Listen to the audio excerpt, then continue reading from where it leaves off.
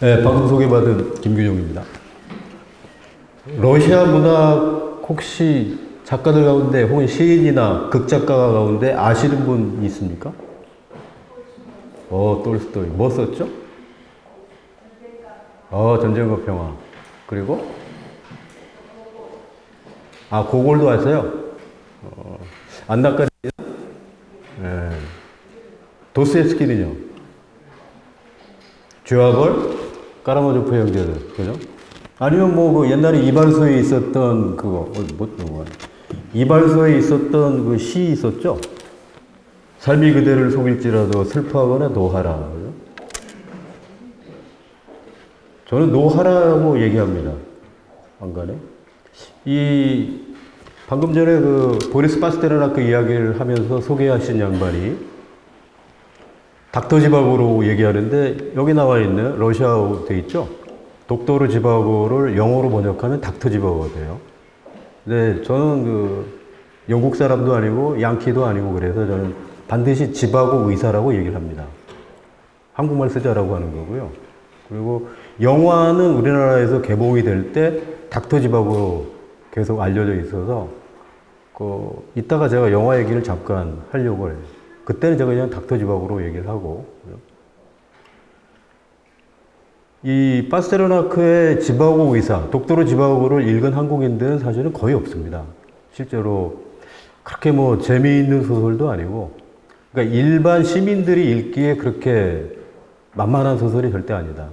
그러니까 전쟁과 평화만 해도 그런 대로 재미있는 얘기가 많이 있는데, 일테면 까라마조프를 읽는다든지 죄와 벌을 읽는다고 하는 일이 만만치 않은 것처럼 이 지바고 의사 읽는 게 쉬운 일은 아니에요. 그 근본적인 이유 중에 하나는 지식인 지바고, 이 사람은 의사이기도 하고 시인이기도 해요. 그러니까 절반 정도는 파스테르나크 자신의 자화상이기도 합니다. 나이도 굉장히 비슷하고. 그래서 그런 사람들의 복잡다단한 어떤 내면 세계를 추적해 나가는 게 쉬운 노릇은 아니거든요. 근데 관심 있게 밑줄 쳐가면서 읽으면 그래서 그렇구나 하는 좋은 느낌은 있을 텐데 그런 맥락이 조금. 그래서 적어놓은 게 이런 거고 1957년에 출간이 됐으니까요. 65년 됐어요. 이제는 65년. 그래서 일단은 지바고 의사의 창작사 그리고 그 당시의 시대적 분위기가 어땠나 이 얘기를 하겠습니다. 그러니까 보리스 파스테르나크는 1890년에 나서 1960년에 만으로 70살 나이로 세상을 버린 초장에는 거의 우리들이 알아먹기 어려운 상징주의 이런 시를 많이 썼어요. 그러니까 마야 시스트라 주이즌 우리말로 번역하면 나의 삶 누이, 나의 누이 삶 이런 식으로 하는데 무슨 말인지 잘 모릅니다. 사실은. 그런데 이 지바고 의사라고 하는 장편 소설을 가지고 전 세계적으로 유명해진 분인데 1953년 3월 5일 그루지아의 도살자 소련의 히틀러라고 불렸던 이오시프 스탈린이 죽습니다. 스탈린 아시죠? 1924년 1월 21일 블라디미르 일리치 레닌이 죽습니다. 그러니까 1917년 10월 26일 혁명이 나고 나서 소련을 가장 정점에서 이끌었던 최고의 혁명가, 20세기가 낳은 위대한 인간 중에 한 명인 레닌이 1924년 1월 21일 날 죽어요. 그래서 그를 기념하기 위해서 페트로그라트라고 하는 도시의 이름이 레닌그라드로 바뀌게 되죠. 그게 나중에 1990년에 주민투표를 거쳐서 원래 이름인 빼제르부르크로 옮겨갑니다. 그 얘기하면 좀 기니까 그죠? 죽고 난 다음에 이 레닌의 유서가 발견이 돼요. 그러니까 그 당시에 소련 공산당에서 최고의 권력자는 소련 공산당 중앙위원회에서 선출되는 서기장입니다. 중앙위원회의 총수는 150명이에요. 근데 레닌은 150명이 너무 작다. 600명까지 늘려라. 숫자를 늘린다면 사람들이 함부로 이 사람 저 사람 포섭해가지고 서기장이 될 수는 없을 거다. 이런 판단을 한 건데 특히나 내 후계자 가운데 스탈린은 좀 아니었으면 좋겠다. 그 유서가 놀랍게도 스탈린 손에 들어가요. 역사의 아이러니인데, 그렇게 해서 그 두 사람 사이에 여러분이 잘 아는 게 레프 트로츠키라는 사람이 있습니다. 유대인 출신의 최고의 혁명 이론가. 그 사람하고 3년에 걸친 그 권력 투쟁이 시작이 돼요. 근데 지죠, 트로츠키가. 쫓겨나가지고 나중에 멕시코 쪽에서 암살당하는 그런 일이 생겨나는데, 이 스탈린이 1차, 2차 숙청 과정을 통해서 권력을 장악해 나가고, 그러면서 이 유대인 출신의 혁명가들을 거의 다 수용소로 보내거나 교수형으로. 그 다음에 2차 세계대전 끝나고 나서는 전승국가로서 최고 권력자였던 스탈린이 거의 신과 같은 위치. 그걸 페르도날 쿨트라고 그래요. 어떤 우상처럼 개인 우상화라고 하는, 그러면서도 굉장히 많은 사람들을 수용소로 보내고 죽이고 뭐 그렇습니다. 그 결과로 나온 게 솔제니친이라는 작가 들어보셨을 거예요. 뭐 이반 데니소비치의 하루나 안병동 같은 작품들.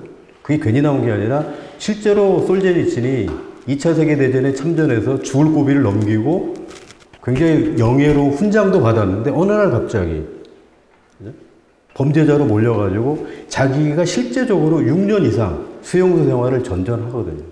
그 경험을 가지고 소설을 쓰고, 그 가운데 하나가 1970년인가요? 그때 노벨상 수상작품으로 결정이 되고 국외 추방 당하고. 하여튼 그 모든 것의 원인 제공자가 이오시프 스탈린입니다. 그래서 이 사람의 별명이 소련의 히틀러. 그 다음에 고향이 그루지아예요. 오늘날에 이제 조지아로 많이 알려져 있는데, 그루지아라고 하는. 여러분들이 나중에 러시아 여행을 가시게 되면 카프카스라고 그래가지고 러시아에 보면은 내해가 큰 게 두 가지가 있어요. 하나가 초로노의 모래, 흑해, 그 사이에 고산지대가 좀 있고요. 거기가 카프카스 산맥 쪽이고, 그 오른쪽에가 카스피스코의 모래, 카스피해라고 하는 데입니다. 그 중간 지대에 있는 굉장히 작은 소국이면서 강추가 뭐냐면 포도주 맛이 되게 좋은 데입니다.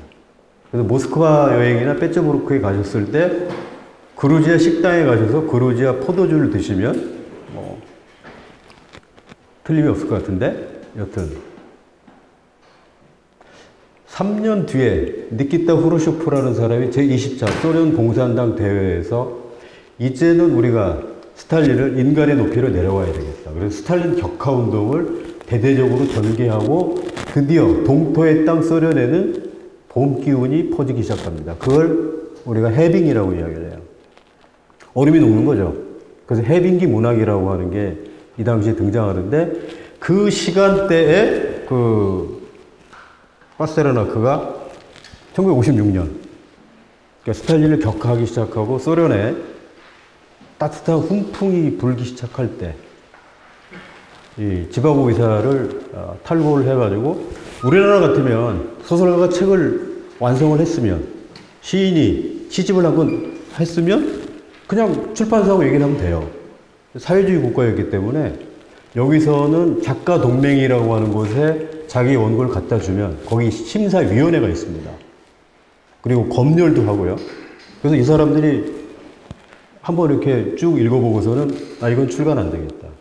출간 안 되는 이유를 제가 두 가지를 적어놨어요. 1917년 10월 사회주의 혁명을 폄하했다. 1번. 두 번째는 그동안에 소련 인민들이 사회주의 건설을 위해서 얼마나 많은 노력을 했는데 그것을 모욕하고 중상했다. 중상모략했다. 그래서 출간을 안 해줍니다. 근데 파스테르나크는 자기 인생의 끄트머리에서 각고의 노력을 다해서 만든 소설이기 때문에 이걸 어떻게든 출간을 하고 싶어 했어요. 그래서 출간을 합니다. 어디서? 네? 여기까지만 일단 이야기를 하고, 어떻게 당대 동서냉전, 다시 말해서 미국과 소련이라고 하는 두 강대국 사이에 냉전이 진행됐는지를 먼저 얘기를 잠깐 드릴게요. 1949년에 소련도 미국의 뒤를 이어서 원자탄 개발에 성공합니다. 그리고 같은 시간대에 장개석의 국민당 정부가 쫓겨나서 대만으로 가고요.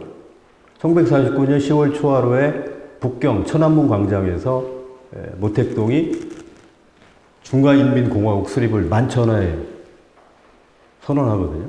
이 시간대에 미국을 중심으로 해서 서유럽 국가들이 만든 북대서양 조약기구가 만들어집니다. 여러분 잘 아시는 나토라고 해가지고 노스 아틀란틱 트리티 오거나이제이션, 이걸 만들어서 소련의 서유럽으로의 진출을 원천적으로 봉쇄해요. 이게 49년이에요. 그리고 그것에 대항해서 소련 주도로 만들어진, 니키타 후르쇼프 주도로 해서 만들어진 8개 나라의 대응 기구가 바르샤바 조약기구라는 겁니다. 그러니까 여러분들이 요새 그 러시아의 우크라이나 침공에 대해서 불평불만이 많으신 텐데, 많이 아프기도 하고, 전쟁은 절대로 피해야 되죠. 사람이 사람을 죽이는 거는 어떤 경우라도 있어서는 안 됩니다. 그러니까 저 같은 사람은 아무리 극악무도한 죄인이라 하더라도 사람이 사람을 사형 판결해서 목숨을 뺏는 것은 저는 있을 수 없고, 평생 종신형을 살릴 수는 있을지언정 사람이 사람을 죽일 수는 없다고 생각하기 때문에 전쟁 범죄는 진짜 있어서는 안 되는데, 그들 나름대로 뭔가 이유는 있을 겁니다. 한번 생각을 해보시면 좋겠고, 그리고 1950년 2월이 됐을 때 미국 그 상원의원 메카시라고 하는 사람이 폭탄 선언을 하나 하죠. 여기 나와 있는 겁니다. 우리 미국 국무부에 공산주의자 205명이 있다. 그리고 그 사람들의 명단을 공개해요. 그래서 이른바 메카시 선풍이라고 하는 게, 그러니까 이게 여러분 그 레드 콤플렉스라고 들어보셨죠? 빨갱이 콤플렉스. 아직도 대한민국 사회에서 여전히 작동하고 있는 이 빨갱이 콤플렉스가 작동하기 시작한 건데, 굉장히 유명한 사람들, 찰리 채플린?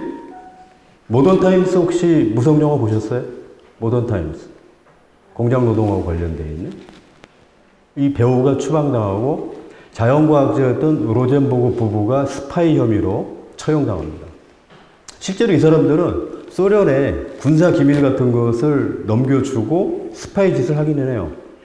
역대 미국 역사에 보면은 스파이 혐의로 누군가를 사형시킨 전력이 없는 나라가 미국이에요. 그런데 이 사람들을 사형시키고, 우리들이 잘 아는 정말 유명한 사람들, 알베르트 아인슈타인. 상대성 이론으로 유명한 사람이잖아요. 오늘 양자역학 때문에 많이 흔들리고는 있지만, 알베르트 아인슈타인, 그 다음에 아이들의 꿈인 디즈니랜드를 만든 월트 디즈니, 전직 대통령 2명, 트루먼하고 아이젠하워까지 의심을 당하는. 그래서 놀랍잖아요. 5,300명의 공직자가 추방당하는. 그래서 이거는 나하고 색깔이 조금만 다르면 손가락질을 해서 쫓아내는, 불과 4년 정도, 길어봐야 5년이 안 되는 그 시간대에 5,300명의 공직자가 추방이 됐다. 이거 미국 역사상에서 일테면 흑역사입니다, 이게. 그래서 이 대목을 영화로 가장 잘 만든 인물이 한국의 여성 팬들이 굉장히 좋아하는 배우가 있어요. 조지 클루니. 혹시 조지 클루니 싫어하시는 분이 손 들어보세요. 싫어하시는 분은 미안합니다만 나가주시기 바랍니다. 저거 굉장히 좋아하는 배우예요. 연기도 잘하고 인물도 좋고 인간성이 굉장히 좋아요. 그리고 그 친구도 나이를 먹어서 어느 때서부터인가 흰머리가 났는데 인터뷰에서 그렇게 얘기합니다. 나는 나의 나이를 증거하는 흰머리가 좋다. 난 절대 염색 안 할 거다. 그러니까 아줌마들이 훨씬 더 좋아하게 돼. 그래서 에드워드 머로라고 해서 미국에서 그 CBS 방송이 있어요. 굉장히 그 유서 깊은 이 방송의 그 진행자가 에드워드 머로인데, 이 친구가 권력에 직접 대항해서 싸우기 시작합니다. 누구하고? 상원의원 메카시하고 싸우기 시작해요. 이것을 영화로 만든 게 굿나잇 앤 굿럭이라고 하는 영화입니다. 이걸 한번 보시면 언론 자유, 그 다음에 이 우파들이 가지고 있었던 그 선전선동, 그것에 대해서 어떻게 목숨 걸고 싸웠는가, 언론인들이 굉장히 감동적으로 볼 수 있는 것인데, 이와 거의 같은 시간대 한국에서도 문화방송 PD 수첩이 죽을 뻔했죠. 기억나십니까 혹시? 2005년 11월 누구죠? 네이처 논문, 줄기세포, 황우석 사태 기억나시죠? 2005년에 그 PD 수첩이 광고가 싹 나갑니다. 그때마다 저희 집에 그 텔레비전이 있어서 제가 한번 PD 수첩을 쭉 한번 보고 있는데 정말 잘 만든 프로그램이었어요. 그래 어느 날 제가 그 그때 저 개인 홈페이지가 있어가지고 글을 하나 썼죠. 황우석 사태 관련해가지고. 그날이 뭐 민교회 모임이 있어서 저녁에 늦게 집에 갔다가 아침에 제가 그때 2005년 11월이면 제가 인문대 부학장을 할 때인데 아침에 어떤 친구가 전화를 해요. 뭔데 그랬더니 조선일보 그 인터넷판에 지금 맨 위에 떠 있으니까 확인해 보라는 거예요. 그래서 야 전생 알잖아. 내가 조중동 보는 거 봤냐? 그래도 궁금해서 한번 갔어요. 그죠? 그랬더니 제가 민교역 전국 그 홈페이지가 있습니다. 거기다 올려놓은 글을 얘들이 조금씩 짜집게 해가지고 그걸 글을 올려놨어요. 그리고 제가 열흘 동안 굉장히 시달립니다. 어떻게 하는지 휴대전화로 전화를 해요. 내용이 뭔지 아십니까? 밤길 조심해라. 너는 모가지가 두 개냐. 이른바 황빠들의 공격. 제 홈페이지가 완전히 거덜이 나요. 애들이 들어와가지고 융단 폭격을 해가지고. 그래서 그 홈페이지를 폐쇄할 수밖에 없는. 학과사무실로도 전화합니다. 그리고 문자로 보낸 거는 야 네가 문학이나 공부를 하지 네가 임마 이런 거 알아? 줄기세포 니 알아? 모르죠? 제가 관심 가지고 있었던 것은 그런 문제가 생겼을 때 우리 사회가 공론장을 작동시켜서 하나의 담론으로 이 문제를 제기하고 과연 이것이 MBC PD 수첩이 어거지로 만든 게 아닌데 아시잖아요. 과학적으로 입증돼가지고 네이처지에서조차도 논문을 철회했는데 왜 한국의 대중들은 그 황우석에게 그렇게 열광했을까? 이걸 우리가 과학 혹은 지적 사기라고 이야기를 해요. 시간 관계상 지적 사기 얘기가 길어지니까. 그런 그 사회적 풍토에서는 건강한 의미에서의 학문 발전이 불가능합니다. 토론이 없는 곳에서는 학문이 발전하지 못해요. 그 황우석이 신적인 위치에 있었기 때문에 그런 어떤 그 조작된 논문이 네이처지에까지 실릴 수 있는 그런 상황이었단 말이에요.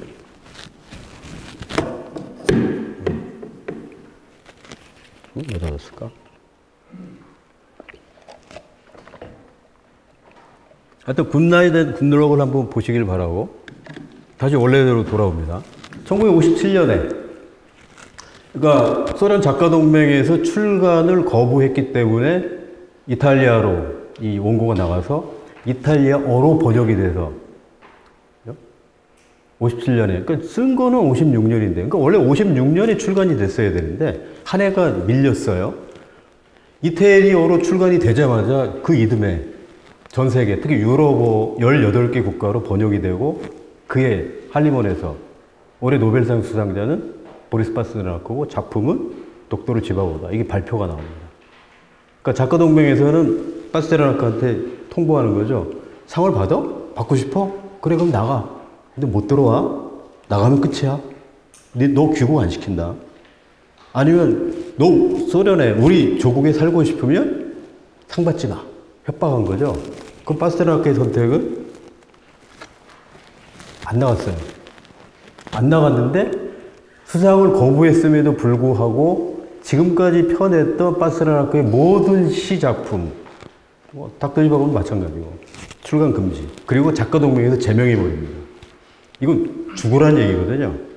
시인이나 소설가, 극작가가 자기가 쓴 작품을 출간을 시켜주지도 않고 여태까지 나왔던 걸 금지시킨다는 거는 최소한도 목숨줄을 끊어버리는 거와 마찬가지고 또 하나는 더 이상 글 쓰지 말고 너 입 다물고 있어 이 말이란 거예요.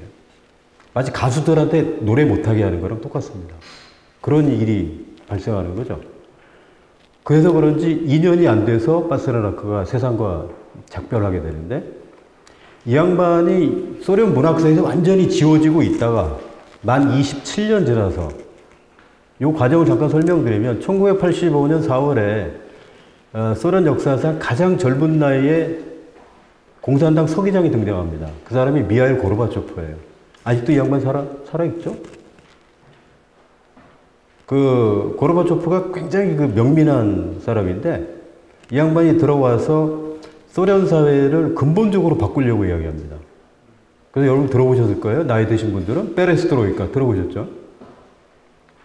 그러니까 빼레라고 하는 말은 다시라는 뜻이에요. 스트로이카는 건설한다라는 거거든요. 그래서 우리말로 하면 재건입니다. 그걸 우리 쪽에서는 보면 미국식 영어를 가져다 어떻게 복합어를 써가지고 개혁이라는 말을 가져다 쓰는데 개혁이 아니고 재건.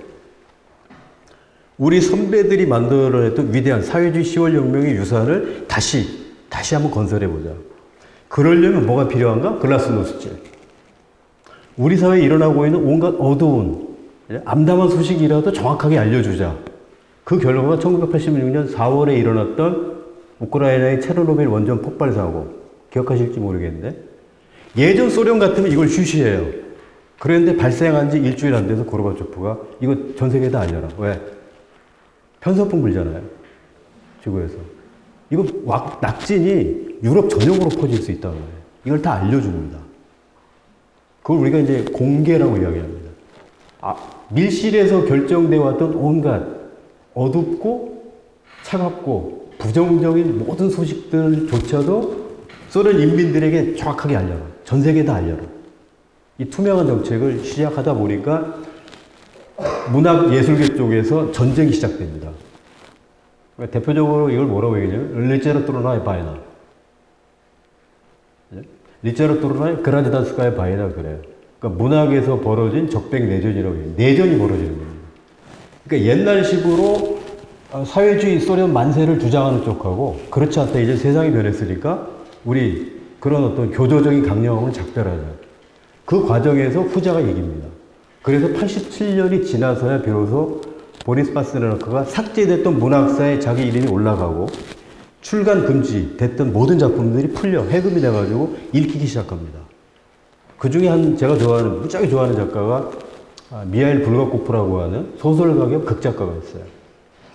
저는 러시아 문학 가운데서도 시나 소설을 공부한 사람이 아니고 드라마를 공부했는데, 정말 뭐 셰익스피어나 뭐 브레이트 같은, 몰리에르 같은 사람, 잉글랜드, 도이칠랜드, 프랑스의 그 극작가들을 굉장히 좋아하지만, 러시아의 그 미하일 불가코프만큼 무대의 천재를 아직 본 적이 없어요. 근데 그 사람 고향이 어디냐면, 우크라이나의 키예프입니다. 되게 재미나죠.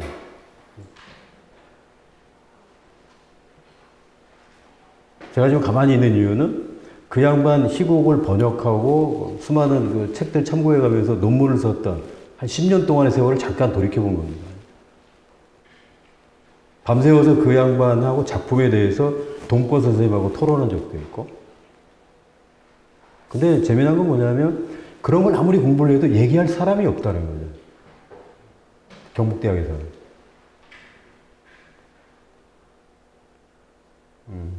뭐 다 지난 일이지만 하여튼 그런 살면서 좀 쓸쓸한 그런 때가 있습니다. 여기 정도까지 일단 그 파스르나크하고 그 지바고, 독도르 지바고에 대한 그 출간 이런 얘기를 잠깐 하고요. 지바고라고 하는 그 장편 소설, 뭐 번역본으로 보면 한 650 뭐 그 정도 됩니다. 뭐 그렇게 많이 길지도 않고 등장인물은 한 60명 정도니까 조금 많은 것 같지만 삼국지에 등장하는 인물이 아마 600명쯤 될 거고요. 그거보다 조금 적은 게 그 원래 김성택 선생이 대중강연 가면 제일 많이 하는 게 위고의 레미제라블이거든요. 그 레미제라블에 등장하는 레미제라블이라고 톨스토이의 그 전쟁과 평화에 등장하는 인물들이 한 550명쯤 됩니다. 그러니까 제가 이런 얘기하면 좀 그렇지만 저는 대구에서 러시아 문화 강연해 달라고 하는 쪽은 거의 들어본 적이 없어요. 2019년 8월 달에 대구에 그 교사 모임이 하나 있습니다. 그 사람들이 좀 쉽게 러시아 문학 얘기를 좀 했으면 좋겠다 그래가지고 아까 잠깐 얘기 드렸던 그 삶이 그대로 속일지라도 누구죠 그게? 네, 알렉산더 세르게이비치 푸시킨. 그 사람 생일은 1799년 6월 6일인데요. 러시아에서는 지금도 그 사람 생일날 되면 칼리닝그라드부터 시작해가지고 빼쩌부르크에서 모스크바 거쳐가지고 페레미 거쳐가지고 우랄 쪽으로 넘어와가지고 맨 마지막 블라디보스톡 그 다음에 캄차카 반도에 이르기까지 걔들이 시차가 한 12시간 나요. 푸시킨 축제를 합니다. 시인이 태어났다고 해가지고 그날이 휴일이에요. 러시아 전체의 축제가 벌어져요. 푸시킨 관련해서. 저희가 러시아 선생이 와 있기 때문에 요새도 합니까? 그래도 요새도 한다는 거예요. 어린애들서부터 노인들에 이르기까지 푸시킨이 낸 시, 소설, 희곡, 평론 그런 거 관련해가지고 책을 팔고 영화를, 연극을, 오페라를, 발레를 온종일 하는 거예요.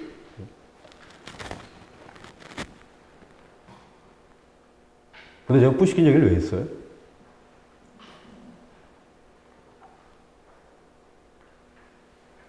하고 싶어서 했겠죠.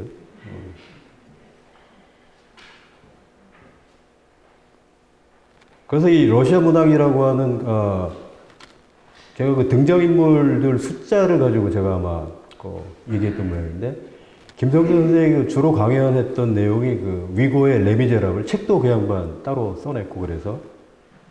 그 러시아 문학 강연을 해달라고 하는 쪽은 제가 놀라운 일이지만 2019년에 2월 말서부터 2020년 2월 말까지 제가 그 광주 전남대학의 교환 교수로 갑니다. 근데 그 전남대학에는 노원어문학과가 없어요. 근데 전남대, 경북대 그 대학 교수들끼리 서로 교환해가지고 달빛 동맹을 강화하자. 그 원년이 2019년 시작인데 제가 신청서를 냈죠. 1년 내가 가 있을게. 나는 거리 길 게 없는 사람이니까. 가니까 저를 받아준 곳은 동호동문학과에서 저를 관리를 해주고, 그 다음에 저한테 강의를 준 곳은 불어불문학과입니다. 그래서 제가 불문학 이쪽 강의를 하고 그랬었어요. 근데 그때 제가 2번 러시아 문학 관련해서 강의를 해요. 하나가 광주 시민들 대상으로 해서 그 톨스토이의 전쟁과 평화를 제가 강의를 하고, 그 다음에 그 날짜가 기억 안 나는데 2019년 12월 1일 그 전남대 인문대 부학장 부인이 중학교 교사예요. 근데 그 교사들 중심으로 해서 한 40~50명이 문학 동호인 모임이에요. 그 사람들이 뭘 어떻게 하냐면, 야, 올해가 영국문학 우리에 관심이 있으니까 1년 내내 영국문학을 읽어요. 선생들이. 중고등학교 선생들이. 그리고 그 이듬해 영국을 가요. 보름 이상. 근데 이 사람들 계획이 2019년 내내 러시아 문학을 읽었다는 거예요. 그래서 20년에 모스크바 빼쳐놓고 가겠다 이거야. 근데 코로나 왔죠. 올 줄 모르고 12월 초하루에 저한테 강연을 해달라고 그래서 제가 좋아하는 안톤 파울로비치 체홉의 세자매라고 하는 드라마를 가지고 2시간 강연을 했어요. 근데 놀라운 일이 뭐냐면, 제가 그해 2019년 4월 19일 날 동고송이라고 가난한 문인들을 도와주는 교수, 교사, 변호사 이런 사람들 모임이 있어요. 그 결성식에 제가 갔는데 거기다 제 연락처를 남겨놨었거든요. 그 사람들 7명이 저 강의를 듣겠다고 왔어요. 어떻게 알고? 놀라운 데 아닙니까? 그리고 나서 끝나고 나서 제가 2군데 더 대중 강연을 했는데 주제는 러시아 문화는 아니었고, 그래서 오늘 구미에서 러시아 문화 강연해 달라고 그래가지고 저로서는 굉장히 고맙다는 생각이 듭니다. 자, 구미시를 위해서 박수.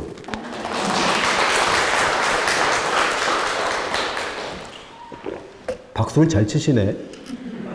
우리나라 사람들이 박수에 되게 인색하거든요. 아시죠? 박수 얘기 나중에 시간이 되면 한번 제가 얘기 드리고, 이제는 시간, 공간, 인간. 우리는 인간으로서, 그죠? 시간, 공간, 인과율에 묶여서 살아가는 지극히 운명적인 존재입니다. 우리는 제한된 시간을 살죠. 제한된 공간에서밖에 거주할 수 없습니다.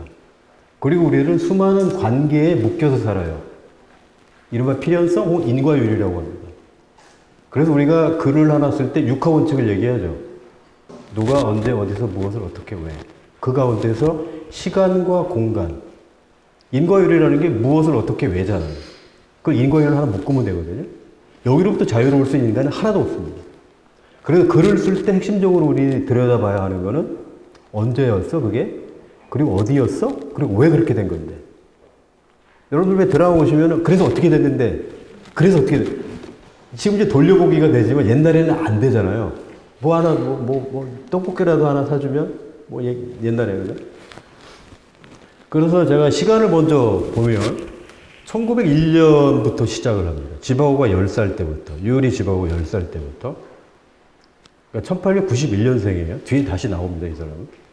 그리고 1914년, 13년 세월이 더 흘러서 1차 세계대전이 일어나고, 1917년 깨레스키 중심의 2월 혁명, 부르주아 민주주의 혁명이 일어나고, 그게 불완전한 혁명이었기 때문에 4월 대제를 발표하고 블라디미르 일리치 레닌이 핀란드에서 열차 타고 쫙 페테르부르크까지 들어오죠. 기막힌 장면이 있습니다. 혹시 러시아 혁명에 대해서 가장 인상적인 장면을 여러분들이 읽고 싶다면 이 도서관에 있을 겁니다. 아마. 세계를 뒤흔든 10일이라는 책이 있어요. 하버드 출신인데 그 책 이름이 뭐였더라? 안 읽은 지 좀 오래돼가지고 그거 한번 읽어보시면 그 열흘 동안 소련에서 러시아에서 어떤 일들이 벌어지고 권력이 어떤 과정으로 이양이 됐는지 그걸 알 수가 있어요. 혁명이 났으면 좋은데 혁명에는 꼭 반혁명이 붙습니다. 4.19가 5.16한테 부정당했던 것처럼 그 여기서는 물러나지 않고 싸우게 됩니다. 여러분들이 흔히 얘기하는 붉은 군대, 크라스나야 아르미아, 이런 뭐 빨갱이 군대, 그게 사회주의 혁명을 찬성하는 쪽이고 하얀 사람, 그걸 적백 내전이라고 해요. 벨라야 그바르자, 백위군들 사이에 붙는데 백위군을 돕기 위해서 양키 아메리카, 잉글랜드, 프랑스, 도이칠란드, 일본 이런 애들이 개입해 들어와요. 이 제국주의 간섭군들하고 무지하게 싸웁니다.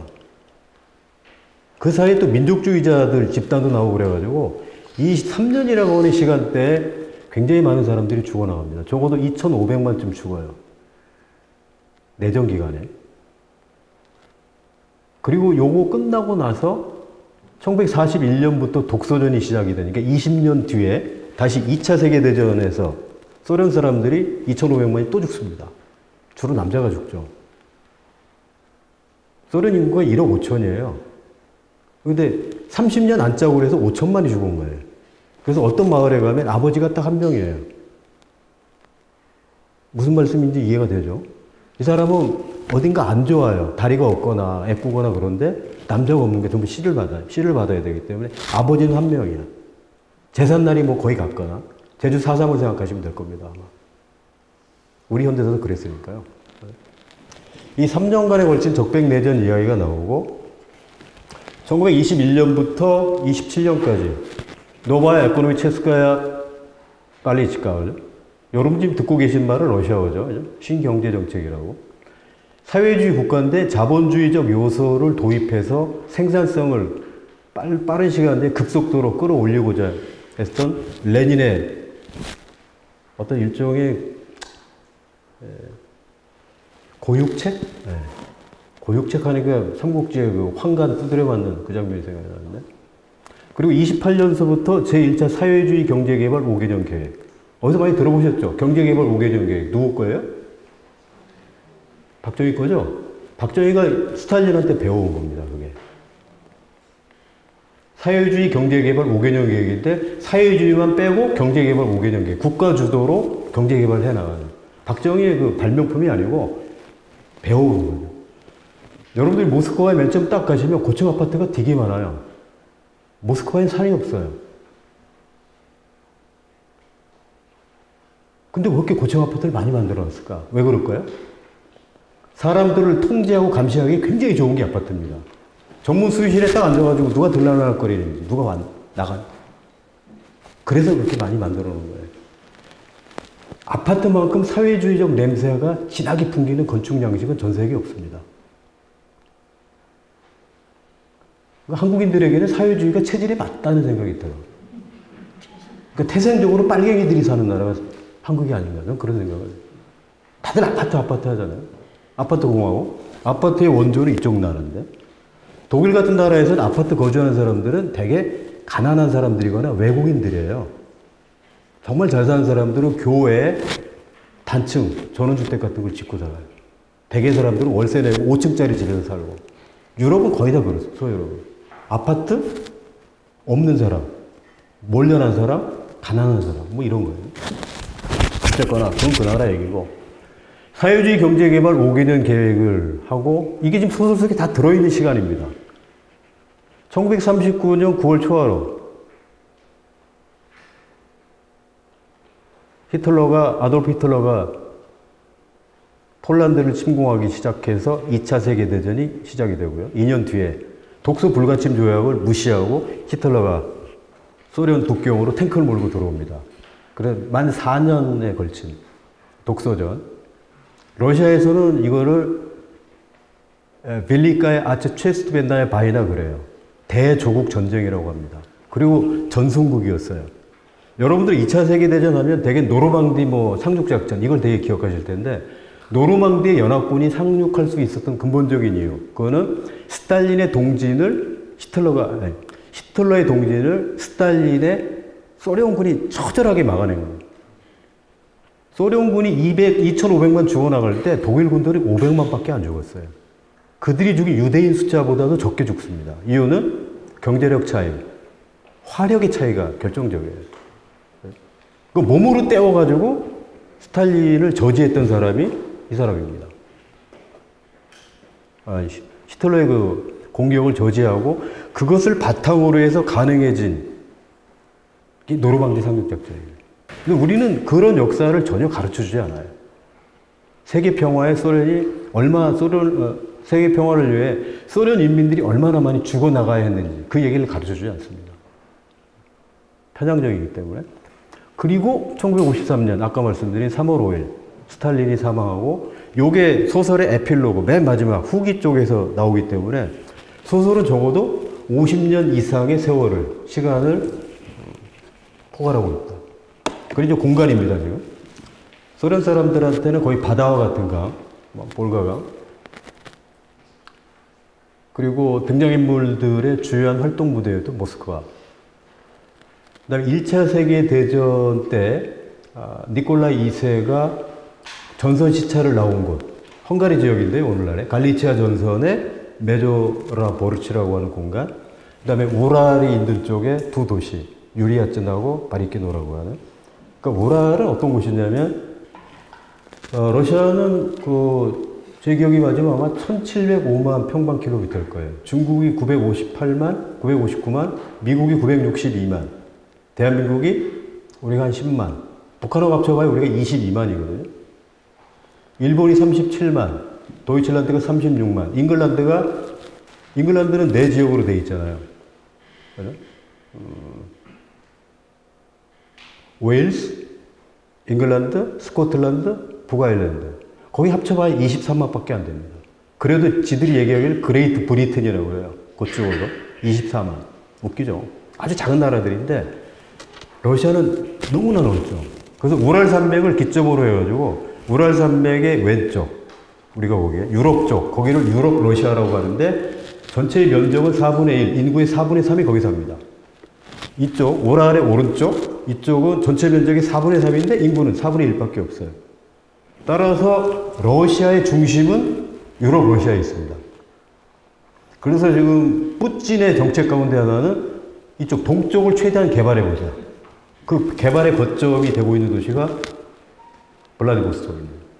블라디보스톡은 두만강에서요, 가면 얼마나 걸릴까요? 차로 한 30분이면 가요. 정말로. 두만강에서 이제, 거기 간 기억이 나가지고, 어쨌거나, 이 우랄 쪽에 도시가 나오고, 우랄이 나오고, 극동 시베리아, 방금 전에 말씀드린 하바롭스크나 아니면 블라디보스톡, 이쪽 지역까지 포괄하는. 그래서 여러분들 가운데 나중에 시베리아 횡단 열차를 타실 분들의 출발점이 블라디보스톡입니다. 제가 2015년 2월 달에, 거기서부터 출발해서 정확하게 72시간 만에 도착하는 도시가 이르쿠츠크입니다. 이르쿠츠크가 어디에 있냐면 거기가 전 세계에서 가장 큰 담수호, 지구 민물의 5분의 1이 담겨져 있는 호수. 어떤 사람들은 한민족의 시원이라고 생각하는 호수가 하나 있죠. 뭐죠? 바이칼입니다. 바이칼 호수까지 가는데 이르쿠츠크라고 하는 도시가 하나 있어요. 1920년대 조선공산당 운동을 했던 선각자들이 많이 모여서 활동했던 공간이 이르쿠츠크이기도 하고요. 거기까지 정확히 72시간 걸리고 거기에서 나흘을 더 가면 모스크바까지 갈 수 있습니다. 일주일.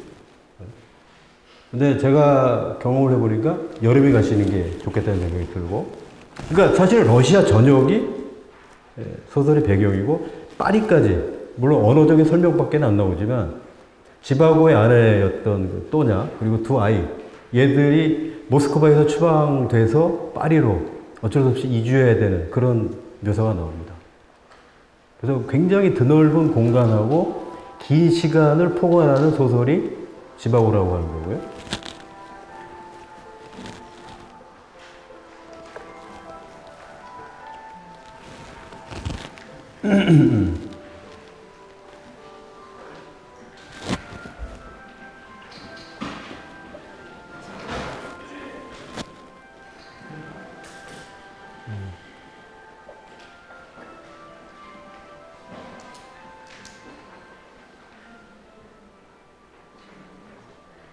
굉장히 의연하신 분이네요. 살면서 좀 보면 이제 강적이 많다라는 생각을 하거든요. 강호이는 고수가 많다. 어디 가나 잘난 척 하지 말고 겸손하게 살자. 그 얘기를 제가 많이 하는데. 소설의 주인공인 유리 지바오. 뭐, 좀 줄여서 유리 혹은 유라라고 나오는데, 91년에 나서 38살이라는 나이에, 1929년 여름에 모스크바에서 지하철 타고 가다가 심장마비로 죽습니다. 그의 아내, 또냐 스펜티스카야. 그러니까, 또냐가 나중엔 또냐 지바오가 되죠. 성을 바꿔야 되니까. 아버지가 스펜티스키라고 하는 성을 가지고 있는 거고, 동갑이고, 이 사람은 파리로 애를 데리고 갔기 때문에 그 이후에 어떻게 된지 우리 모릅니다. 그 다음에 유리의 평생의 연인이었던 라리사 규시아르, 벨기에식 이름이죠. 이 애칭이 라라인데 우리들이 지바오 영화를 보신 분들 있으면 아마 그 라라의 테마 해가지고 굉장히 유명한 음악이 나오죠. 지바오보다 2살 위입니다. 1889년생이고 빠샤라고 파벨 안티포프 그의 남편이었던 근데 빨치산 대장 노릇을 하다가 1921년 31살의 나이로 죽으면 그 애칭이 이제 빠샤가 됩니다. 이 네 사람을 둘러싸고 사실은 진행되는 소설인데 얘기를 잠깐 해보면 1912년 5월 라라와 파벨이 결혼하고 그런데 파벨이 결혼 4년 차에 고민을 많이 하기 시작하죠. 나는 정말 내 아내 라라를 사랑할 자격이 있는 것일까? 이 라라를 저기 하늘에 있는 여신처럼 모시고 살아요. 라라에게 내가 같은 수준이 될 때까지 나는 라라 곁을 떠나야 되겠다. 그래서 애도 하나 있는데 까짜라고 까짜인가 까짜. 원래 까테리나의 그 애칭이 그렇게 되는데요. 걔가 3살 때 2차 세계대전 참전해가지고 실종이 됩니다.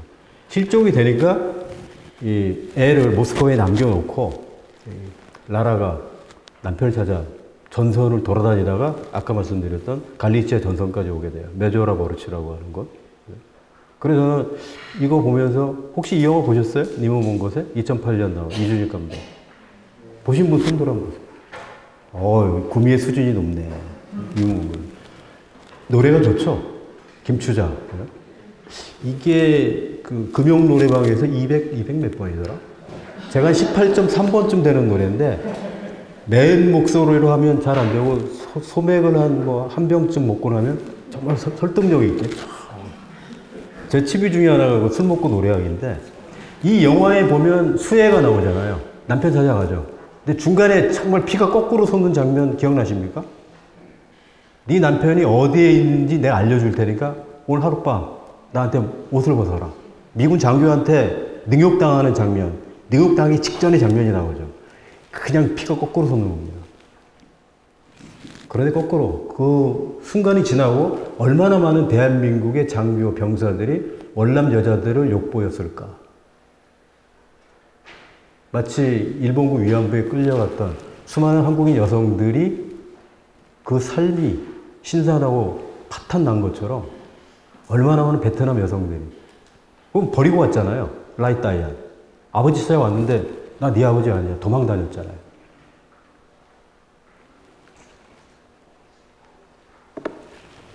갈리치아 전선에 온 그 니콜라이 2세를 보리스 파스테르나크는 아주 냉정하게 묘사를 해요. 이 사람 보면 굉장히 나약해요. 온순하고 심약해. 그런데 이 사람이 러시아의 모든 권력을 다 가지고 있어요. 누구를 죽일 수도 있고 용서해 줄 수도 있는 거예요. 야, 어떻게, 내가 보면 독재자 같은데. 독재자라고 하는 인간이 가지고 있는 저 섬약한 데서 어떻게 사람을 죽이고 살리고 저러는 거지? 그걸 읽다가 제가 머릿속에 떠올린 인물이 김훈 선생, 소설 잘 쓰는 2001년 칼의 노래. 여기에 보면 선조에 대한 묘사가 거의 같습니다. 선조. 이 사람 맨날 울거든요. 조정 어전 회의를 해놓고서는 막 울어요. 통곡해요. 그리고 각 지역에 있는 이를테면 이순신한테도 많은 경우 자기가 글을 보내잖아요. 그 글을 보내는데 슬픔으로 가득 찬. 그런데 그가 뭘 하냐면 김덕령을 때려 죽이죠. 광주에 가시면 충장사라고 절이 있습니다. 김덕령 장군 위패가 모셔져 있는 절인데 김덕령이 25살 때 맨손으로 호랑이를 때려잡은 정말 용감한 장수고 임진왜란에 일어났을 때 의병 모집해가지고 혁혁한 공을 세웠던 인물이에요. 근데 부르죠. 너 반역하려고 그랬지. 왜? 자기는 저 위에 올라가가지고 도망가 있었는데 김덕령이 후방에서 싸우고 있으니까 나보다 인기가 더 높은 거예요. 너 반역하려고 그랬지? 아닌데요. 130대를 때려서 죽입니다. 곤장을 쳐가지고 때려 죽인 인물이 선조예요. 근데 선조의 면면이 뭐냐면 부드럽고 섬약하고 눈물 많고. 그러면서 선조 이자는 뭘 했냐면 끝없이 중국 명나라의 신종한테 두 가지를 요청하죠. 원군을 보내주시거나 아니면 저 압록강 건너서 요동 퇴수할게요. 제가 조선의 왕 그만하고. 이걸 적극적으로 말렸던 인물이 징비록의 지은이 유성룡입니다. 전하 그러시면 안 됩니다. 어떻게 압록강을 건너신다는 말씀입니까? 전하는 조선의 모든 것입니다. 그걸 겨우 주저앉힌 그런 인간이 나중에 이순신까지 잡아들이잖아요. 잡아들여서 한 달 동안 친히 국문을 합니다. 그때 이순신을 그렇게 따르고 했었던 인물이 원래 곡성의 문관이었던 김수철이라고 하는 인물입니다. 이 소설에서 굉장히 좋게 묘사가 되어 있는 친구인데 아주 반듯하죠. 말도 반듯하고 행동도 반듯하고. 어떤 장면이 인상적이냐면 이 칼의 노래는 1597년 4월 초하로부터 시작해서 1598년 11월 19일 날 끝납니다. 왜 11월 19일 날 끝날까요? 양력으로. 그날이 노래양해전에서 이순신 장군 전사하신 날입니다. 그래서 1년 반 정도를 다루고 있는 소설인데 7천년 해전에서 원균이 이끄는 조선함대가 1597년 7월 15일 완벽하게 거덜납니다. 배설이 가지고 있었던 12척 전함 빼고 나면은 거북선도 그때 잃어버려요. 그러니까 선조가 야, 너 육군 해라. 근데 그때 이순신이 쫙 돌아다니다가 12척을 수습해가지고 전하, 저희에게는 아직 12척의 전선이 있어옵니다. 얘기하는 거죠. 그래서 삼도수군 통제사가 되는 거예요. 그때 이 김수철이가 저기 지금의 전라도 쪽이죠. 거기서 쭉 돌아요. 돌면서 생선, 마른 생선하고 약한 독주 이걸 가지고 삼도수군 통제사 이순신 앞에 술장을 딱 받쳐놓고 종사가는 비서예요. 비서입니다. 개인 비서. 무릎 딱 꿇고 앉죠. 그러니까 술을 따라주죠. 이순신이. 따라주면 이 친구가 어떻게 먹냐면 할 듯이 마셨다고 돼 있어요. 요즘 젊은 애들 술 먹는 거 보면 3분의 1쯤 깔고 또 위에 딸고 또 그렇거든요. 더럽죠 그거. 술을 그렇게 먹는 거 아니에요. 저는 아버지한테 술을 배웠는데 바닥을 깔끔하게 이게 하면 한 방울 안 떨어지게 이걸 할 듯이 마신다고 해서 김수철이 그렇게 마십니다. 그러니까 물어보죠. 이순신이. 읍질이 다 무너지는 것이더냐 이렇게 물어봐요.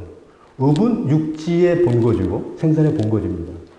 제가 화양 읍에 삽니다. 저 읍민이거든요. 바다의 근거지는 진입니다. 노량진 아시죠? 부산진 그거예요. 읍진이 다 무너지는 것이더냐 물어봤을 때 대답이 이래요. 이미 무너진 읍진이었습니다.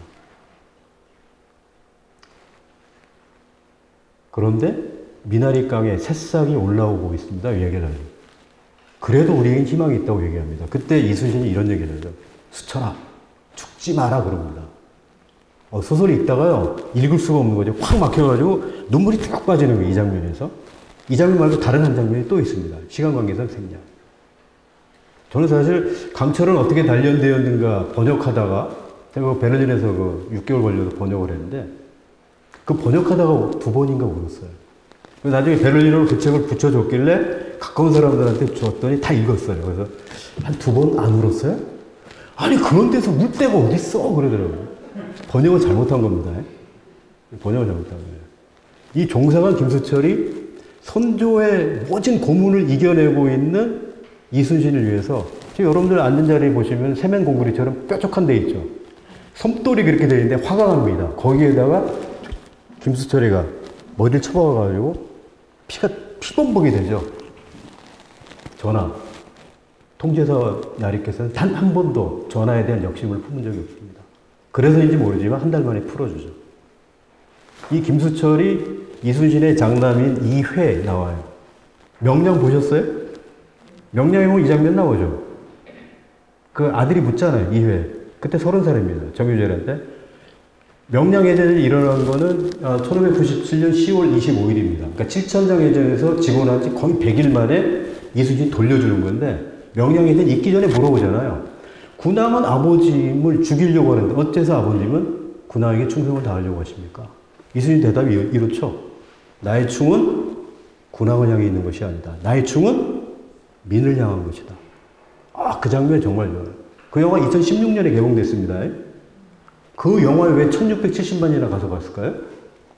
2014년 4월 16일 단원고등학교 250명, 일반 시민 54명이 죽어나간 세월호 사건 때문에 저는 그렇게 많이 갔다고 봅니다. 그 장면에서 가장 유효했던 말이 그런 거죠. 나의 충은 군왕을 위해 것이 아니라 백성에게 바쳐져 있다고 이야기하는 거예요. 김한민이 좀 오락의 요소가 강하지만 가끔 그 사람의 패부를 찌르는 놀라운 솜씨가 하나 있죠. 여튼 칼의 노래는 저로 하여금 10년 정도 한국 소설을 안 읽었어요. 두 여자 때문에. 신경숙이하고 공지영이 때문에. 진짜 뭐 풍금이 있던 자리. 뭐 하자는 거야.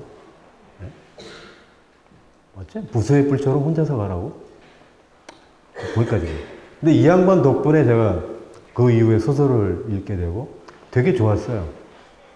그러니까 남한산성이 좋고 흑산이 좋고. 산문집은 제가 읽지 않은데 여튼 1914년에 좀 늦게 아까 나왔던 그 두 쌍, 그죠? 라라하고 파샤, 이 쌍보다 조금 늦게 유리하고 또냐가 결혼하고 1년 뒤에 알렉산드르, 애칭은 사시아죠. 그리고 1915년 여름에 지바고가 1차 세계대전에 참전을 했다가 17년 2월에 지바고가 부상을 입었는데 이 부상 입었던 지바고가 회복되는 과정에서 그를 방문해서 도와주려고 했던 간호사, 그 여자가 라라입니다. 라라는 지바고를 몰라요. 근데 유리 지바고는 라라를 알죠. 왜?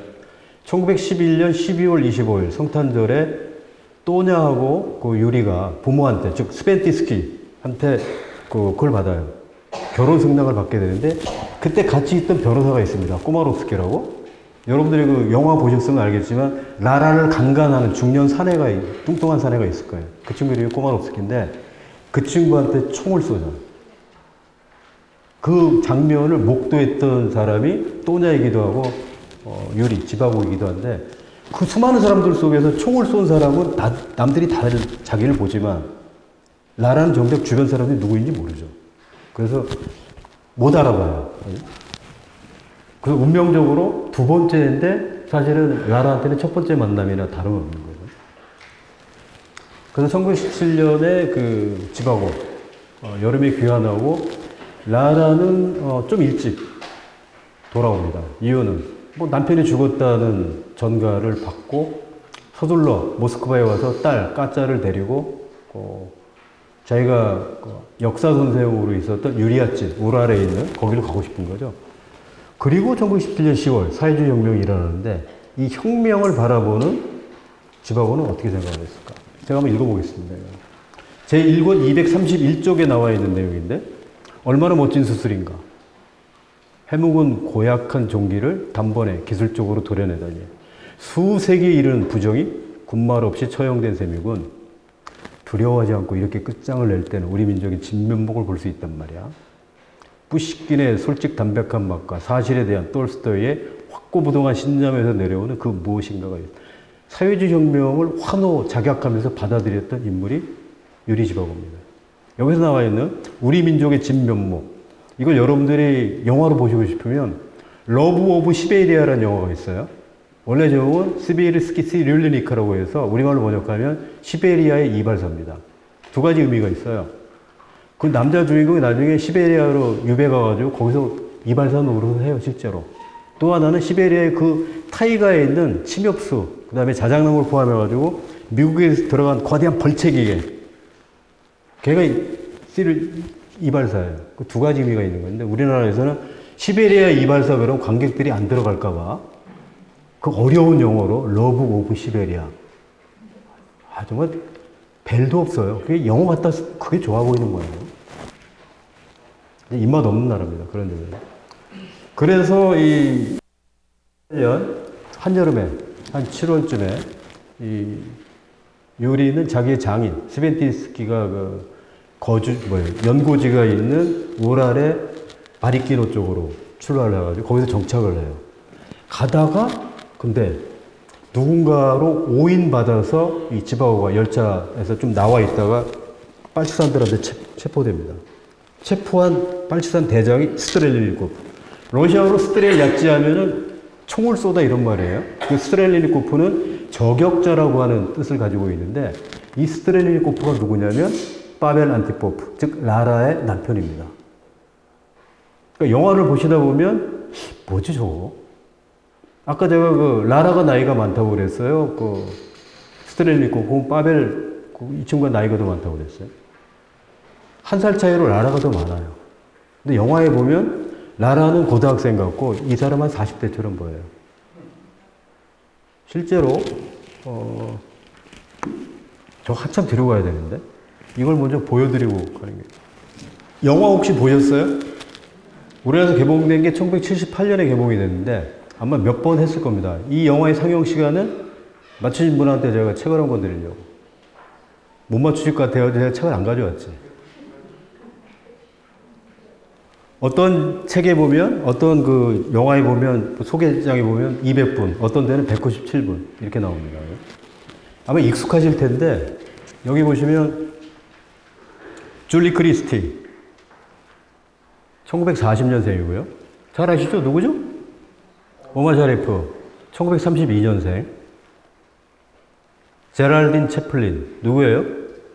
찰리 채플린 딸입니다. 친딸이에요. 1944년생. 여기 나오죠, 이 사람? 맞죠? 이름이 뭐더라? 무슨 로드리고인데? 이 사람이 1924년생인가 그래요. 그러니까 40년하고 16살 차이가 나는. 그렇게 그려놨어요. 누가? 데이비드 리니. 그죠? 여기는 이제 이 두 사람. 이 지금 여기 유리아찔에서 언제 헤어질지 모르는 바리키노 옮겨와가지고, 지바오가 자기 아내 또냐하고 같이 있었던 공간인데, 또냐가 모스크바로 가고 난 다음에 이쪽으로 이주해서 둘이 함께 지내다가 지금 꼬마롭스키가 자꾸 와가지고 이 여자를 극동으로 보내야 한다. 왜? 아까 잠깐 말씀드렸던 100개, 즉 자본주의에 동조하는 귀족적인 러시아로 돌아가고 싶어하는 그런 사람들의 권력이 그쪽에 모여있고, 라라, 넌 누구의 남편이야? 아내야? 빨갱이, 빨치산 대장이었던 스트렐리코프의 아내잖아. 그놈이 처형당했고 하니까 넌 도망가야 돼. 집 밖으로서 선택지가 없죠. 그래서 보냅니다. 그 보내기 직전의 어떤 장면 모습인데, 그 영화에서는 보면은 이 사람이 아저씨 뻘쯤 되는 식으로 영화를 만들어 놨어요. 근데 그렇게 만들어 놓으니까 이 사람이 왜 갑자기 작별을 하고 1차 세계대전에 참전했다가 실종이 됐다가 나중에 다시 살아났는지 그런 맥락이 전혀 잡히지 않습니다. 그러니까 영화에서 주력하는 거는 딱 한 가지죠. 제가 이 소설을 읽다가 뜨끔한 대목을 제가 지금 하나. 이거는 스트렐리니코프, 즉 파벨 안티포프라고 하는 인물을 보리스 파스테르나크는 어떻게 생각했는가. 그 대목인데요. 이렇게 써 있습니다. 스트렐리니코프의 사유는 예사롭지 않게 명석하고 논리적이었다. 동시에 그는 보기 드물 만큼 도덕적 결벽성과 공정성을 갖추고 있었으며 열렬하고 고결한 심성을 갖고 있었다. 대단한 사람입니다. 그러나 학자가 되는데 필요한 비약의 재능, 즉 힘이 부족했다 이렇게 나옵니다. 제가 툭 찔린 데가 어디겠어요? 비약의 재능. 이 일반화할 수 있는 능력이 있어야 된다는 거예요. 공부를 하려면, 잘하려면. 일단 이런 겁니다. One swallow does not make a summer라고 하는 영어 속담이 있어요. 걔들은 제비가 여름에 오나 봐요. 한 마리 제비가 왔다고 해서 여름이 온 것은 아니다. 이게 걔들 속담이에요. 근데 우리말로 번역하면 우린 봄에 오죠. 3월 3일 날 오니까. 한 마리 제비가 왔다고 해서 봄이 온 것은 아니다. 근데 일반화하려면 이렇게 가야 됩니다. 하지만 그 한 마리에서 봄의 징조를 봐야 한다. 이게 일반화의 능력이거든. 이 비약의 재능이 스트렐리코프에게는 부족했다. 이게 보리스 파스테르나크가 생각하고 있는 학자의 재능이에요. 보리스 파스테르나크가 그려낸 그 지바고 있잖아요. 지바고는 김나지움하고 우리식으로 얘기하면 인문계 고등학교하고 의과대학에서 이 사람이 공부한 게 전설, 시, 그 다음에 각종 그 문학, 그 다음에 역사, 그리고 자연과학을 공부해요. 그러니까 인문학하고 자연과학을 제대로 결합해서 나름대로의 내면 세계를 갖춰나갔던 인물이 지바고입니다. 그래서 지바고는 시인이기도 하고 의사이기도 해요. 자연과학자이기도 하고 문학가이기도 했던 셈인데, 이 스트렐리니코프가 왜 라라를 버리고 왜 라라를 떠나야 했는가? 저기죠? 자기는 이 지상적 존재인데 라라는 하늘에 떠 있는 별입니다. 도저히 다가갈 수 없는 거예요. 그래서 끝까지 라라 높이까지는 내가 좀 가봤으면 좋겠다. 그래서 역사적인 어떤 위대한 과학을 달성하고 난 다음에 의기양양하게 돌아왔다고 가고 싶은 거예요. 근데 결국에 못 돌아갑니다. 그래서 나중에 얘기를 해요. 자기 스스로. 내가 정말 바랐던 거는 여기 나오죠? 사회주의 혁명의 완수가 아니라는 거예요. 나를 기다리고 있을 라라하고 까짜가 기다리고 있는 그 따뜻한 집으로 돌아가는 게 이 사람 꿈인데, 실제로 유리아진의 이 빨치산 열차 대장으로 있는 스트렐리코프가 거기 있다는 얘기를 듣고 라라도 알아요. 스트렐리코프가 자기 남편이라는 걸. 만나러 가요. 안 만나줍니다. 아내가 그렇게 보고 싶은 아내가 왔는데 안 만나줘요. 왜요? 아직 때가 안 된 거예요. 근데 나중에 라라가 극동으로 떠나고 난 다음에 스트렐리코프가 나타나서 하는 얘기가, 지바고한테 그런 얘기를 하잖아요. 6년에 걸친 이별, 6년에 걸친 가혹한 자제. 도대체 내가 뭘 했는지 모르겠다.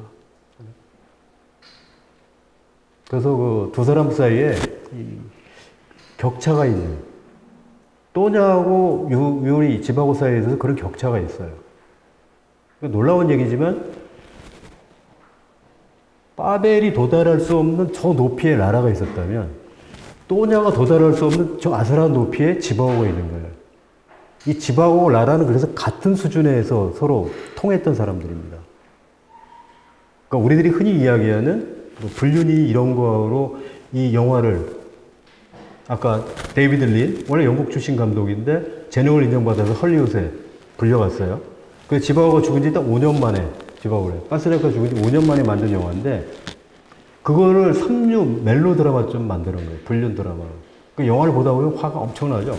나중에 기회가 되면 한번 또 이야기를 한번 해보고요. 지바고가 그 존중한 작가와 작품, 저는 이게 작품을 써놓으면 반드시 출간 연대를 적어 놓습니다. 왜냐고요? 한국인들이 연대에 대한 개념이 전혀 없어요. 제가 그 만화를 엄청 좋아하는데, 도련님의 시대라고 하는 일본 만화가 있습니다. 5권짜리. 세키가와 나스오가 글을 쓰고 다니구치 지로가 그림을 그렸는데, 이 만화책 5권을 내는데 얘들이 15년 걸려요. 그래서 1999년에 최고의 일본 만화상을 받는데, 거기에 가장 중요한 등장인물이 일본 그 근대문학의 창시자, 나스미 소세키라고 하는 인물이에요. 이 사람이 3번에 걸쳐서 각혈을 합니다. 세키가와 나스오는 3번에 걸쳐서 언제 몇 시에 어디서 얼마큼의 피를 토했는지 그걸 기록을 다 해놔요. 읽으면서 무릎을 칩니다. 진짜 이래서 일본이라고 하는 생각이 드는, 일본이 강한가 보다 그래요. 그걸 다 읽고 몇 년 지나서 제가 박헌영의 만화 7권짜리 책을 삽니다. 3권째 읽다가 그냥 그래 돈이 아깝지만 그냥 꽂아놨어요. 박헌영은 아시다시피 한국의 대표적인 자생적 사회주의자입니다. 저 고등학교 선배이기도 하고. 네? 천재예요. 그 사람이 그 많은 회의를 했는데 도대체가 회의의 결과에 대한 내용, 일시, 장소, 참석자 나와야 되잖아요. 아무리 만화라고 하지만 안 나옵니다.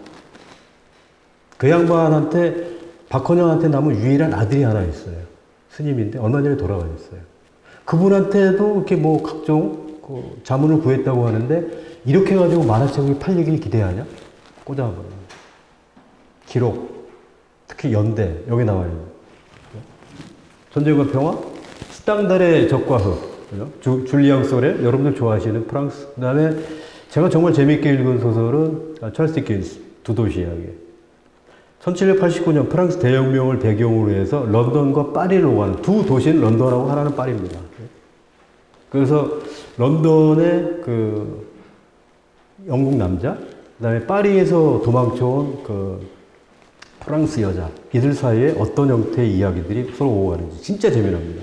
그 이외에 아까 잠깐 얘기하셨던 고골, 도스토옙스키, 그리고 뚜르게네프, 1935년 동아일보에서 그 농촌 계몽 운동으로 해서 그 작품을 하나 모집을 해요.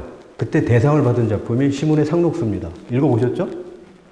남자 주인공 이름은? 딩동댕. 책 가져오는 건데. 여자 주인공 이름은? 최영신. 다음에 책 가져올게요. 혹시 불러주시면. 좀 잘못했네. 그 작품이 사실은 보면 되게 유치한 작품이거든요. 애들이 쓴 것 같은. 왜냐하면 그 작품의 원형이 되는 작품이 뚜르게네프 1877년에 출간된 러시아로 높이 처녀지라고 하는 거예요. 그러니까 이른바 나로드니키 농촌 계몽 운동에 들어갔던 러시아 청년 대학생들 이야기인데 그것이 원작이에요. 사실은 그걸 약간 조선 형태로 바꿔놓은 거에 지나지 않는데 자연 묘사가 진짜 엄청납니다. 뚜르게네프는 어떻게 저렇게 그려낼 수 있을까? 그 자연 묘사를 한국에서 그래도 정말 열심히 잘하시는 분이 태백산맥의 작가 조정래 작가. 자연 묘사 좋습니다. 그리고 도이칠란트의 그 소설가였던 클라이스트. 클라이스트는 여러분들 여성 관객들 가운데 매즈 미켈슨 좋아하시죠? 덴마크 배우. 예? 안 좋아하시는가 봐요. 그 양반 작품 중에 하나가 뭐냐면 클라이스트가 쓴 소설 중에 누구지 이름이? 왜 갑자기 생각이 안 나요? 가끔 이렇게 생각이 안 날 때가 있어요. 예전에 이런 적이 없는데 누가 푹 찌르면 그래 쭉 해가지고 앞뒤로 얘기해주고 그랬는데 아무래도 이게 세월이 그렇게 된 것 같아.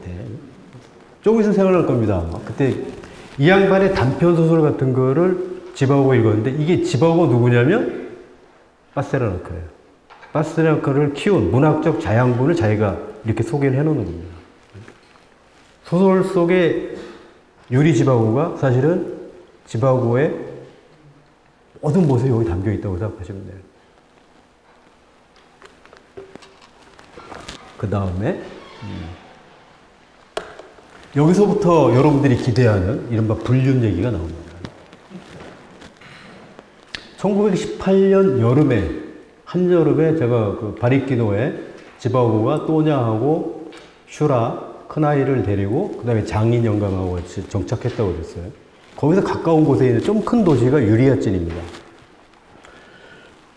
거기서 그 역사 교사를 하고 있었던 게 라라고, 라라는 자기 남편이지만 한 살 어리기도 하고 얘는 원래 가난하기도 하니까 아버지가 철도 노동자였어요.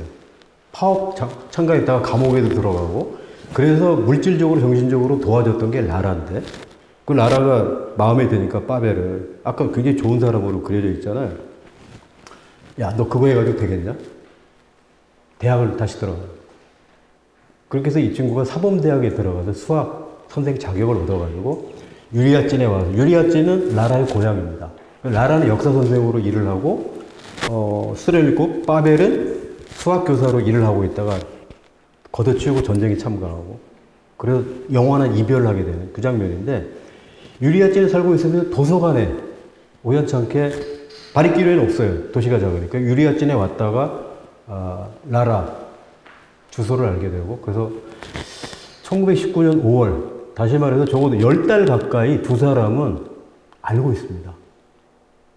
그러니까 라라는 지바고가 바리키노에서 살고 있다는 가족과 함께 그 다음에 유리 지바고는 유리아찐에 라라가 살고 있다는 걸 알고 있어요. 그래 참고 있다가 19년 5월에 집을 찾아갑니다. 지바고가 라라의 집을 찾아가요. 그들 대화의 핵심에 있었던 인물은 남편이죠. 자기를 한때 체포해서 신문까지 했던 스트렐리코프 얘기입니다. 그래서 볼셰비키에 대한 비판적인 얘기가 나와요. 스트렐리코프는 빨치산이면서 독자적으로 행동하되 사회주의 혁명의 대의를 위해서 목숨을 건 사람이에요. 근데 자기의 또 고유한 노선을 걸어갔던 사람이기 때문에 볼셰비키 너무 믿으면 당신 남편 위험하다. 나도 알고 있다. 그 이야기를 한단 말이에요. 그러면서 라라가 이런 얘기를 하죠. 2권 363쪽에 나와 있는 당신은 그가 즉 스트렐리코프가 파벨 안티포프가 나와 내 딸, 우리의 딸 까첸카를 무시하고 사랑하지 않고 우리를 잊어버렸다고 생각하십니까? 그 반대예요. 난 그 일을 잘 알아요. 그 일은 애정이 넘치는 사람입니다. 빈손이 아니라 승자로 영광을 안고 돌아와 우리 발밑에 월계관을 바치려는 거예요. 우리를 불멸케 하고 빛나게 할 거랍니다. 마치 어린애처럼 말이에요. 라라는 굉장히 통찰력 있고 명민한 여성으로 그려져 있어요. 자기 남편을 한없이 사랑했던 여자이기도 합니다. 근데 남편이 안 만나줘요. 그해 5월서부터 1919년이죠. 굉장히 괴로워하기 시작합니다. 왜? 어느 날 라라를 찾아갔다가 집에 안 가요. 그러니까 두 사람 사이의 관계가 깊어지기 시작하고 굉장히 괴로워하는 장면을 아까 잠깐 말씀드렸던 데이비드 린 감독이 엄청나게 영화에서 잘 잡아냅니다. 그러다가 라라에게 내가 영혼의 작별을 고해야 되겠다. 그래서 라라하고 만나서 헤어져가지고 바리키노로 돌아오다가 다시 돌아가요. 끝까지 가서 이제 우리 정말 만나지 말자. 그때 또냐가 두 번째를 갖고 있었을 때입니다. 그래서 얘기해야지 그러다가 길거리에서 빨치산, 리베리라고 하는 빨치산 대장이 이끄는 대원들한테 징발돼 갑니다. 왜냐하면 리베리 빨치산 부대에 의사가 있었는데 죽은 거예요. 이 사람이 의사인 걸 알기 때문에 잡아가죠. 그래서 18달, 1년 반 동안 유리 지바고가 잡혀 있는 거죠. 그의 머릿속에 늘 두 사람이 있습니다. 아내가 아니에요. 하나가 라라고 하나가 큰아들, 슈라예요. 알렉산더. 그리고는 한 달 반을 걸어서 혹하니 그 눈보라 그렇게 치고 있는 거기를 맨발로, 거의 맨발 수준으로 걸어서 우랄 쪽으로 돌아가요. 근데 돌아오는데 바리키노로 안 갑니다. 또냐나 슈라나, 그죠? 가족이 기다리는 거기로 안 가고 유리아찐으로 와요. 라라가 기다리는 공간으로 가요. 왜 그랬을까요? 근데 되게 재미난 건 거짓 촬영해가지고 돌아오니까 누군가가 지바고를 본 거예요. 그러니까 라라가 열쇠, 자기네들만이 알고 있는 특수한 공간에 열쇠를 놔두고 작은 쪽지를 남깁니다. 당신이 먼저 바리키노로 갈 것 같아서 제가 이 까짜네를 데리고 바리키노로 갑니다. 먹을 걸 좀 준비해 놨는데 나를 기다리고 아무것도 어디 나가지 말고 나를 기다리라고 그래요. 그래가지고 이제 두 사람 사이에 정말 기나긴 동안에 회고가 있는데 이 당시에 이미 아내 그리고 두 아이 이 사람들은 모스크바로 간 지가 오래돼요. 여기서 머물지 않냐고. 그러니까 설령 바리키노로 갔다 하더라도 아무도 없는 공간이죠. 그런데 이 작가가 이런 식으로 얘기를 해요. 왜 이 두 사람, 즉 라라와 지바고는 서로 사랑했을까? 되게 재미나죠? 영혼의 교감보다도 두 사람을 결합한 것은 여타 세계로부터 두 사람을 떼어놓은 심연이었다. 다른 사람들하고 전혀 다른 조그만 섬에 두 사람만 있는 거예요. 그들은 규격화된 현대인의 모든 것을 숙명적으로 싫어했다. 판에 막은 진부한 찬탄, 의기양양함, 상상력의 결여, 그리고 몸서리 나는 지루함에 그들은 반발했다. 그러니까 일종의 그 평범성, 그러니까 개나 쥐나 닭이나 말이나 소나 살아가고 사랑하고 죽고 이런 거 있잖아요. 그런 것들에 대해 이 사람들은 절대 거부를 합니다. 절대 거부합니다. 근데 이런 대목이 이제 이해가 잘 안 될 거기 때문에 소설을 읽어도 그렇게. 이거는 모스크바로 이주한 또냐의 편지. 6개월 만에 모스크바에서 보낸 6개월 만에 도착한 편지. 이건 여러분들이 또냐, 즉 버림받았다고 생각하는 불륜하고 있는 그 남편을 어떻게 생각하고 있는지 읽어보겠습니다. 무엇보다 슬픈 것은 나는 당신을 사랑하고 있는데 당신은 나를 사랑하지 않는다는 것입니다. 그래도 난 당신을 사랑하고 있어요. 난 당신의 남다른 모든 점을 사랑합니다. 나는 당신을 조금도 원망하지 않습니다. 당신 좋을 대로 살아가세요. 당신만 좋다면 그곳으로 그만입니다. 우라를 떠나기 전에 상당히 짧은 기간 나는 라리사 퓨도로브나 라라죠? 라라와 아는 사이가 되었답니다. 그녀는 내가 괴로울 때 언제나 옆에 있었고 둘째를 출산할 때도 여러모로 도와주었습니다. 정말 좋은 분이에요. 하지만 라라는 나와는 정반대되는 사람입니다. 나는 인생을 단순하게 살고 올바른 길을 찾으려 세상에 태어났지만 그분은 인생을 복잡하게 살며 일부러 바른 길을 벗어나려고 합니다. 이제 결론이 나옵니다. 부디 안녕히 계세요. 이제 끝마쳐야 합니다. 우리는 이제 다시는 만나지 못하게 되어버렸네요. 유라. 이 편지를 쓰고 이 사람들은 파리로 추방됩니다. 이 편지를 받았을 때 또냐하고 두 아이는 모스크바에도 없어요. 파리로. 이른바 이 소련 공산당 정부한테 쫓겨나서 파리로 망명할 수밖에 없는 그런 지경에 최후로 쓴 편지가 이거예요. 그래 저는 이 부분을 읽으면서 그런 생각을 하는 거죠. 어떤 바람난 남편을 둔 미친 여편네가 한국 여성들 가운데 당신 좋을 대로 살아가라. 하지만 난 당신이 정말 좋아. 다만 서운하다. 왜 나를 사랑하지 않는가. 그리고 남편이 그토록 사랑에 맞지 않는 여성 좋은 여자라고 이야기하죠. 평가까지 해놨습니다. 우리나라 불륜 드라마나 불륜 소설에 나와 있는 어떤 아내가 자기를 버렸다고 생각하는, 버림받았다고 생각하는 어떤 한국인 아내가 상대방 여성을 이렇게 높이 평가하고 자기 남편을 그래도 사랑한다고 보셨어요, 혹시? 이게 불륜이에요? 여러분들한테 제가 그 재미난 책을 하나 소개해 드리려고 하는데, X의 즐거움이라고 하는 책이에요. X 아시죠? Y는 AX 제곱 더하기 B, 뭐, X 더하기 C, 뭐, 이렇게 나와 있는 방정식 있잖아요. 2차 방정식. 거기 나와 있는 X입니다. 그 X의 즐거움이라는 책을 보면 되게 재미나요. 전 세계 수학자들이 남자, 여자의 나이 차가 얼마큼이면 가장 이상적일까? 다시 말해서, 적어도 이 나이 차이가 나는 건 좀 곤란하지 않느냐. 그래서 만든 게 2분의 X 더하기 7입니다. 받아 적어 보십시오. 2분의 X 더하기 7. 아, 어려우십니까? 2분의 X 더하기 7. X가 남자 나이를 하면 돼요. 이를테면 여러분들이 좋아하시는 요새 상 많이 받는 홍상수 감독 있죠? 홍상수 감독이 1960년생입니다. 그러니까 X에다가 1960년생이면 우리 나이로 62이죠? 그죠? 62로 올려보세요. 60이 나누기 2하면 31이죠. 거기다 7을 더하면 38살입니다. 그리고 김민희 나이는 38살, 9살이면 문제가 없다는 거예요. 단 37살이면 좀 나이가 너무 어리다. 길 다닐 때 팔짱 끼고 다니려면 2분의 X 더하기 7 공식을 지키면 된다. 여성일 경우에 연하남이 좋다 이거야. 내가 70살이야. 그럼 남자는 최소한 몇 살 이상 돼야 되죠?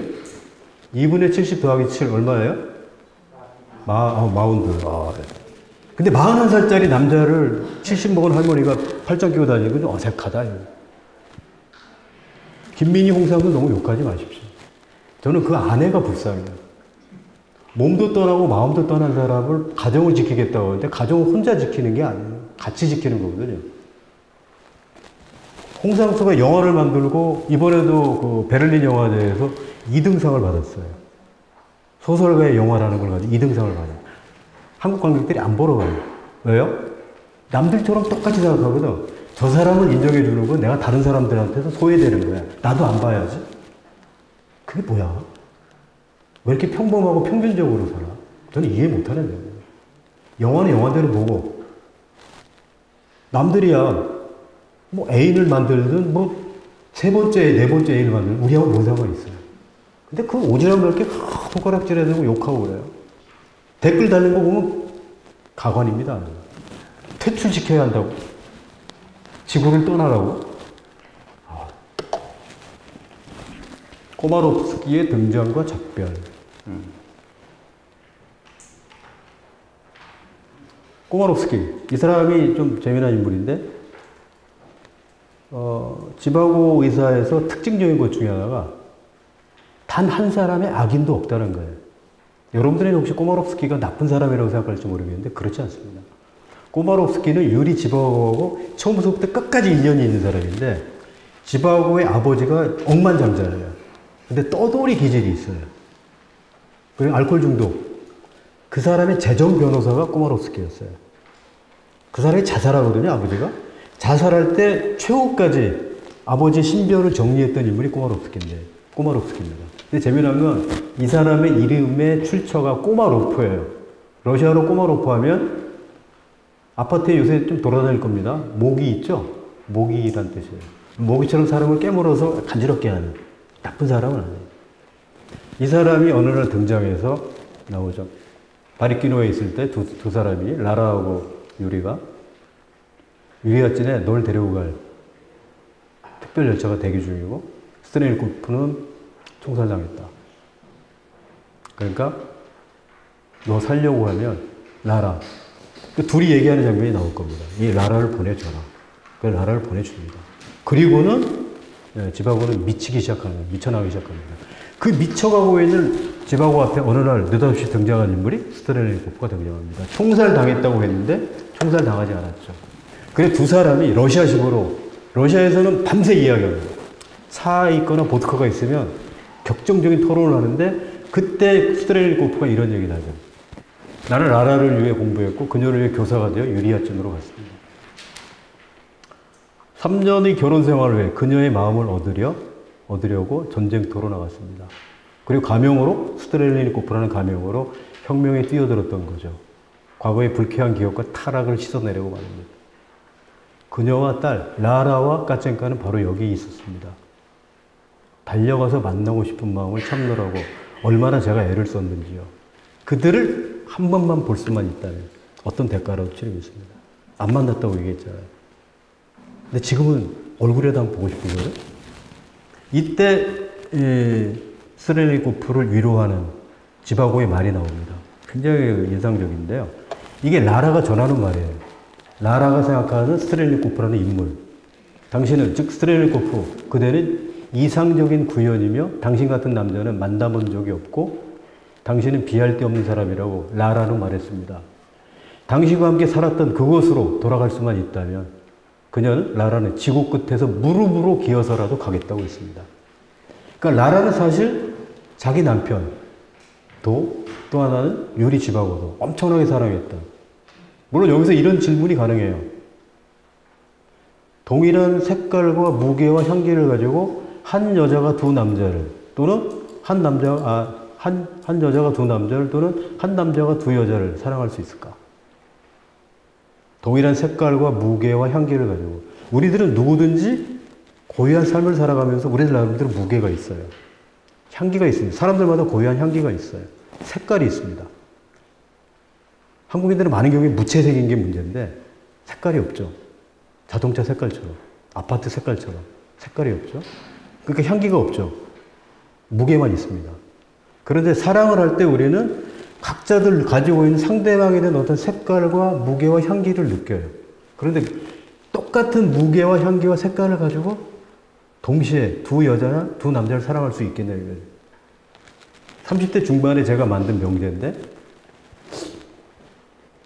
불가능할 것 같다. 그 생각은 드는데 어찌됐거나 무게와 향기와 색깔이 다르지만 라라는 스트렐리코프하고 지바고를 같이 사랑했다. 그런데 문제는 또냐하고 지바고하고 라라 사이에 지바고는 오직 또냐는 사랑하지 않는 거예요. 그게 좀 유감인 거예요. 왜? 사랑은 마음대로 되는 게 아니에요. 의지로 사랑할 수는 없는 거거든요. 뭐 살다 보면 정이 생긴다. 사랑과 정은 다릅니다. 뭐 아시는 분은 아시겠지만 좀 뭐 구별이 잘 안 되는 하신 분들은 010-2569-6174로 전화하시면 상세하게 상담해 드리겠습니다. 뭐 괜한데 웃고 그래요? 진지하게 얘기하는구만. 여러분들 기억하지 못하시라고 제가 빨리 제 전화번호를 얘기했을 뿐이에요.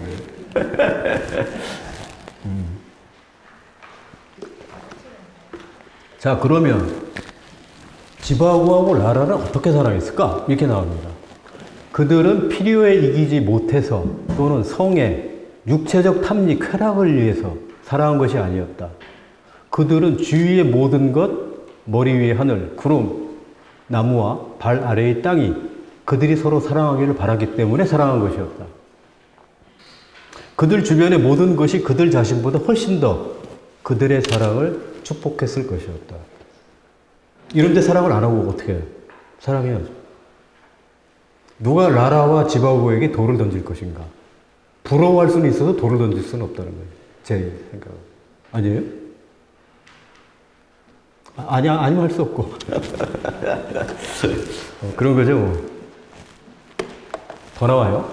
거리에서 만난 얼굴 모르는 사람들, 산책하다가 마주친 광야, 그들이 살고 만나던 방, 이런 모든 것이 그들보다 더 기뻐했을 터였다. 그들은 세계의 보편적인 표상이라는 환희와 그들 자신이 상황을 구성하고 있다는 감정, 자연과 우주의 요소라는 느낌을 갖지 않은 적이 없었다. 우리를 둘러싸고 있는 자연적 환경, 그 다음에 하늘에서 빛나고 있는 별, 구름, 해와 달, 그것을 구성하고 있는 일부로서 그들과 그들의 사랑이 존재했다는 거지.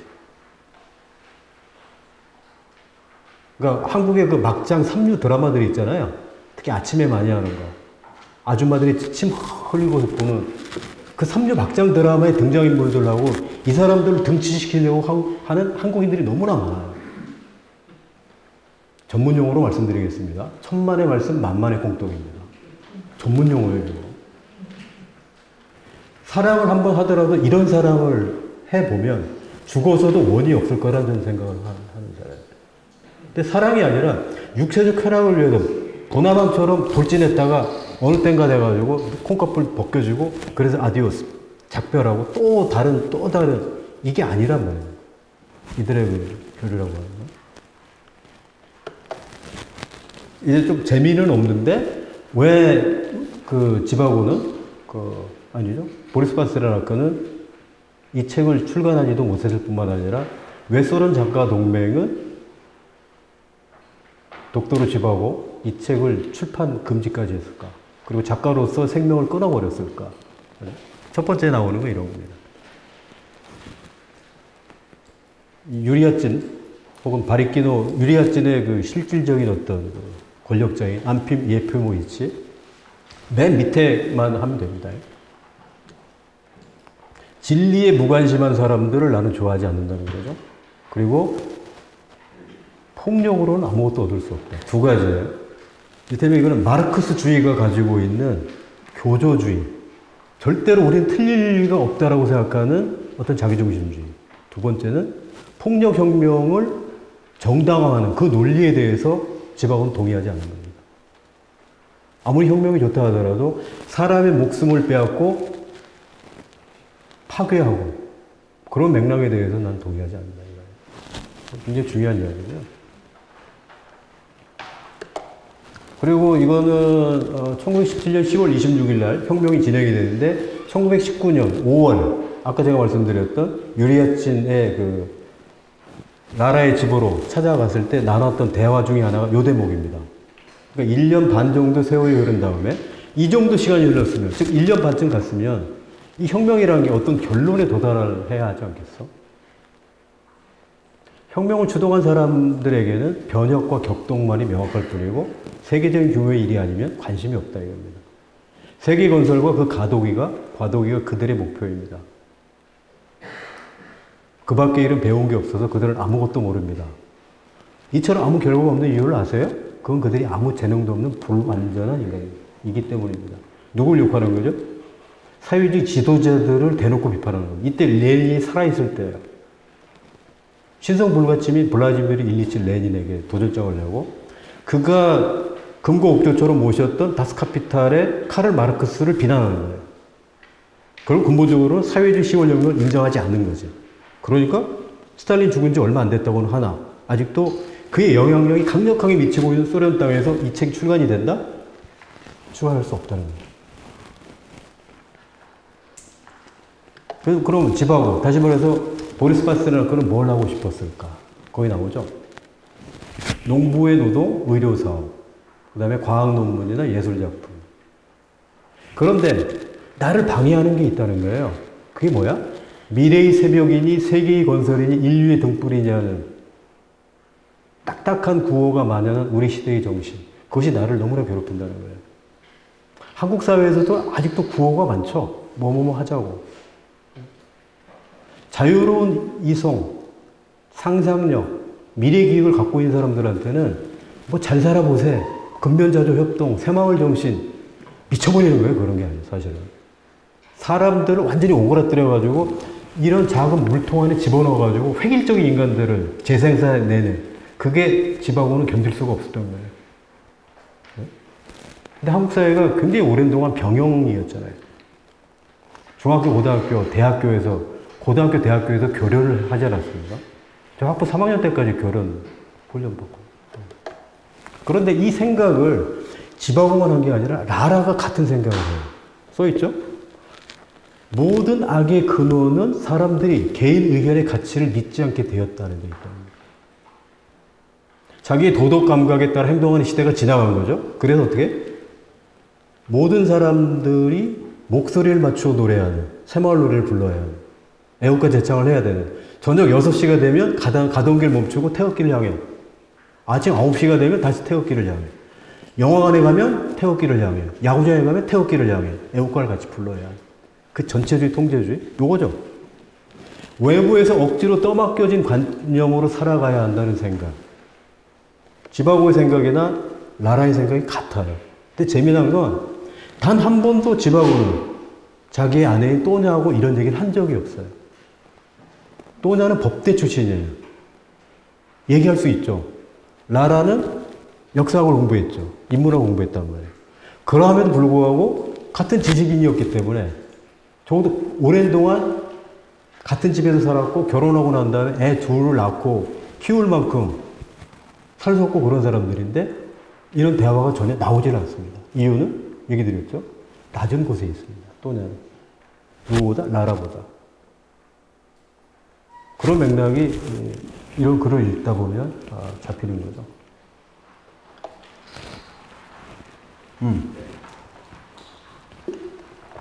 요게 오늘 제가 드릴 이야기의 결론인데요.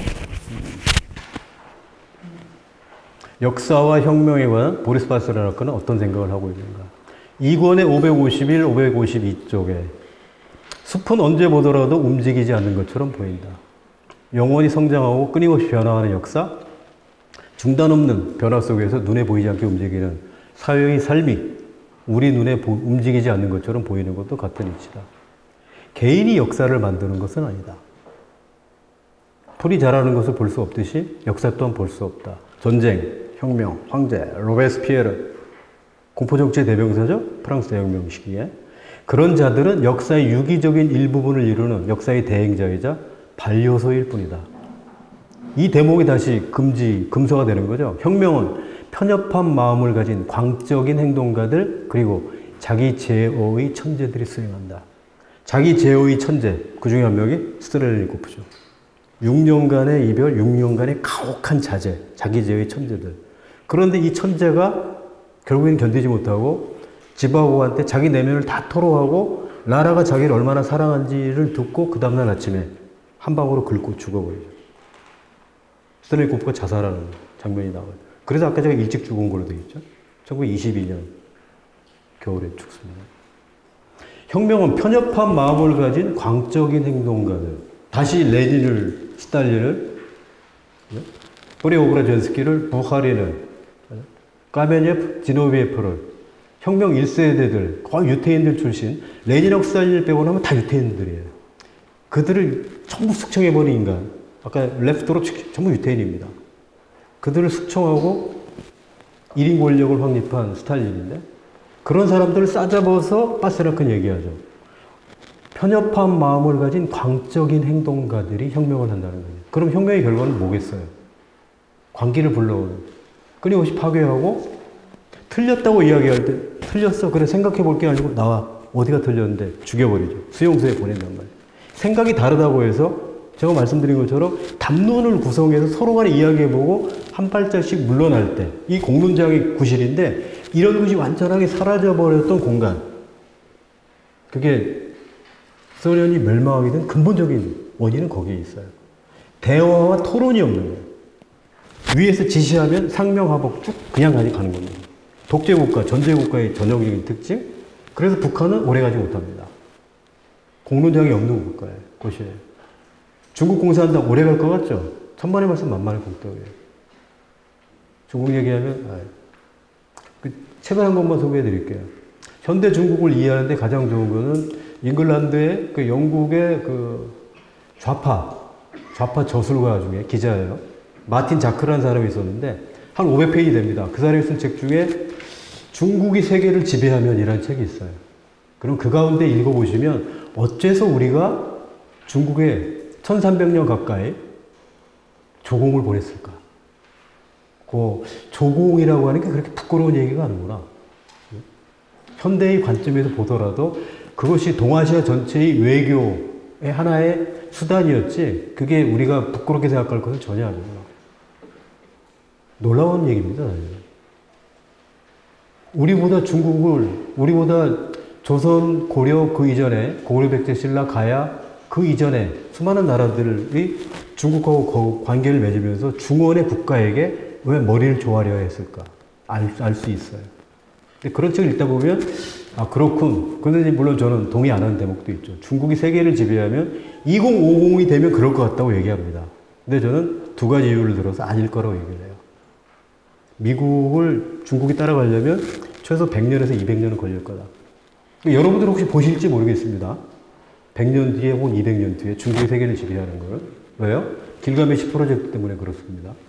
길가메시 프로젝트를 알고 싶으신 분은 유발 하라리가 쓴 사피엔스라는 책을 보시면 됩니다. 거기에는 길가메시 프로젝트가 나와요. 500세 프로젝트입니다. 그러니까 올해가 2020년이니까 그게 제대로 작동되면 지금 태어난 애는 2500년에 죽는 거지. 네? 조선이 518년 역사잖아요. 태정, 태세, 문단세. 태조 때부터 해가지고 순종 때까지 오는 거지. 한 사람이. 오케이? SK. 말도 안 되죠. 말도 안 되죠. 그 다음에 나와 있는 거는 여기 나와 있는 영화의 가능성과 한계. 이 얘기만 제가 꼭 드리겠어요. 이 영화를 정말 칭찬하신 분이 저 대학 선생님들 가운데 한 분 계셨어요. 영문과의 여석기 교수였는데 돌아가셨어요. 여석기는 누군지 모르죠? 여운계는 아시죠? 여운계 오빠입니다. 아, 바보 도 터지는 소리가 납니다. 영문과의 그 셰익스피어 전문가셨는데 제가 대학원 석사과정 다닐 때 이 양반이 거기 대학원장이셨어요. 그리고 제가 학부 다닐 때 이 양반한테 그 강의를 한번 들었는데 이 영화 칭찬을 엄청 하시는 거예요. 영화로 만들어진 소설 가운데 가장 성공한 게 이거다 그래서 전 철석같이 믿었는데 소설을 읽기 전까지 나중에 읽고 나서 보니까 정말로 근데 왜 데이비드 리는 불과 소설 출간된 지 불과 8년 만에 그리고 작가가 죽은 지 불과 5년 만에 왜 이 영화를 만들었을까? 궁금하죠? 그거는 그만큼 이 영화, 이 원작 소설이 가지고 있는 놀라운 매력 그 드넓은 시간, 공간, 그 다음에 인간들 사이의 관계, 대상을 바라보는 그 다음에 역사, 자연 이걸 통찰하는 보리스 바스라크의 놀라운 능력이 아마 데이비드 린을 사로잡았을 거다. 그런데 불행하지만 월남전 시작될 때 무렵이에요. 1965년 미국에서 통킹망 사건을 조작해가지고 조선이죠. 월남에다가 미군들 쳐넣기 시작했던 원전이 1965년이란 말이죠. 즉 냉전의 끄트머리에 또 다른 전쟁을 통해가지고 사회주의 약진을 막아보려고 했던 그래서 베트남의 통일이 9년 늦어지잖아요. 그 시간대 이 영화를 만들다 보니까 미국의 공식을 따라줘야 되는 겁니다. 사회주의는 악, 자본주의는 선. 그래서 이 대목은 집하고의 내면이 아니고 불륜에 빠져버린 남녀. 그 대목에 초점을 맞춰 나가면서 풍경은 굉장히 좋아요. 여석 선생님 말씀에 따르면 프랑스 남부 쪽, 그러니까 알프스 쪽에서 찍었다고 하는 거예요. 영화에 보면 인상적인 장면들이 많이 나오죠. 그래서 저 얘기를 많이 경청해 주셔서 고맙긴 한데 여러분들이 정말로 이 작품을 이해하고 싶으시면 한 10시간? 시간 투자를 해서 도서관에 있을 겁니다, 아마. 한번 꼼꼼하게 읽어보시면 여러분들의 지금의 삶을 돌아보기도 하고 앞으로 미래의 세상 살이하는 데 도움이 되지 않을까 그런 생각이 듭니다. 제 얘기는 여기서 마치겠습니다. 감사합니다.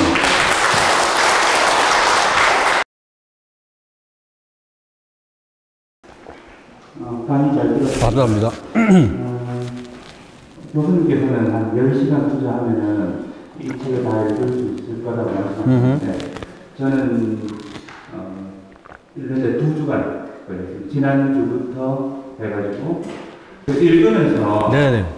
느꼈던 왜 이름을 이렇게 써야 되는지 그거를 이 소설 속에 방금 교수님께서는 뭐 기바고 또는 뭐 토냐 이렇게 썼지 않습니까? 네네. 그러니까 본문을 읽어보면은 토냐는 안토니나 알렉산드로나 그로메코 이렇게 길거든요. 네네네. 그런 식의 이름이 똑같은 이름으로 나오는 것도 아니고 이렇게 저렇게 뛰어서 아까 네네. 총 등장하는 인물이 60명이라고 그랬는데 실제로 한 사람 이름이 3개, 4개씩 맞습니다. 때문에 네. 독자 입장에서는 거의 한 4배 정도의 인물이 등장합니다. 아, 네네네.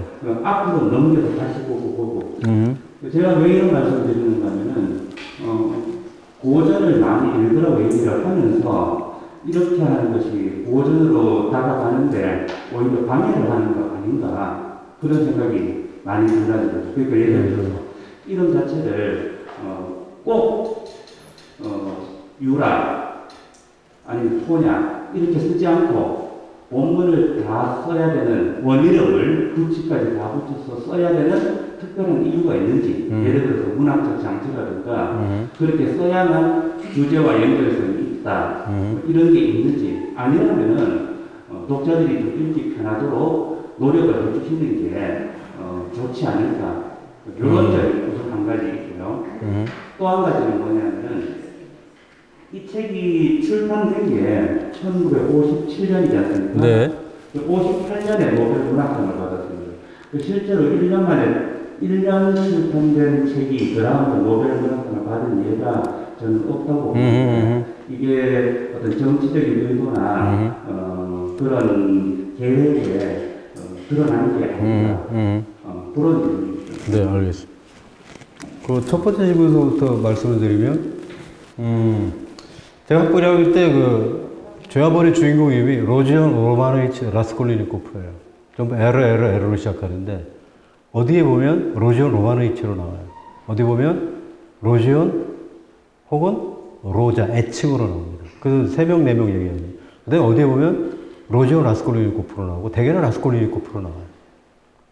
엄마가 아들한테 편지 쓸 때 거기서 반드시 로자라고 이야기합니다. 로지온이라는 이름 절대 안 씁니다. 가까운 사람들한테는 반드시 애칭을 쓰게 되어 있어요. 저희가 와 있는 러시아 여선생 이름이 까테리나 스베틀라나인데 전 그 사람 볼 때 반드시 까짜라고 부릅니다. 까테리나라는 이름 안 써요. 왜냐면 벌써 몇 달째죠? 한 6개월째 그 이야기를 하고 있기 때문에 까짜를 쓰게 됩니다. 근데 이 작품을 편하게 읽게 만들었으면 좋겠다 하는 건데, 보리스 파스르나크가 염두에 뒀던 독자들은 한국 독자다? 중국 독자다? 러시아 독자다? 러시아 독자죠, 당연히. 고려할 필요가 없는 거고. 그건 너무나 당연해서 우리가 노력을 해야 됩니다. 그래서 저는 어떤 방식을 썼냐면, 죄악을 읽을 때, 다 쓰죠. 애칭은 누구? 공식적으로 로지온 로마노비치 라스콜니코프라는 얘기는 뭐냐면, 로지온은 이름이에요. 로마노비치는 아버지의 이름을 가져다 쓴 거예요. 이걸 부칭이라고 합니다. 그 뒤에 나오는 라스콜니코프가 성이에요. 그죠? 그래서, 그럼 로지온 라스콜니코프의 아버지는 뭔데? 로만이에요. 거기다 의치를 붙인 거죠. 여자 같으면 오브나를 붙입니다. 까체리나 로마노브나 라스콜니코프 이렇게 가는 거예요. 일테면 퓨어도르 미하일로비치 도스토옙스키 원래 이름이 그래요.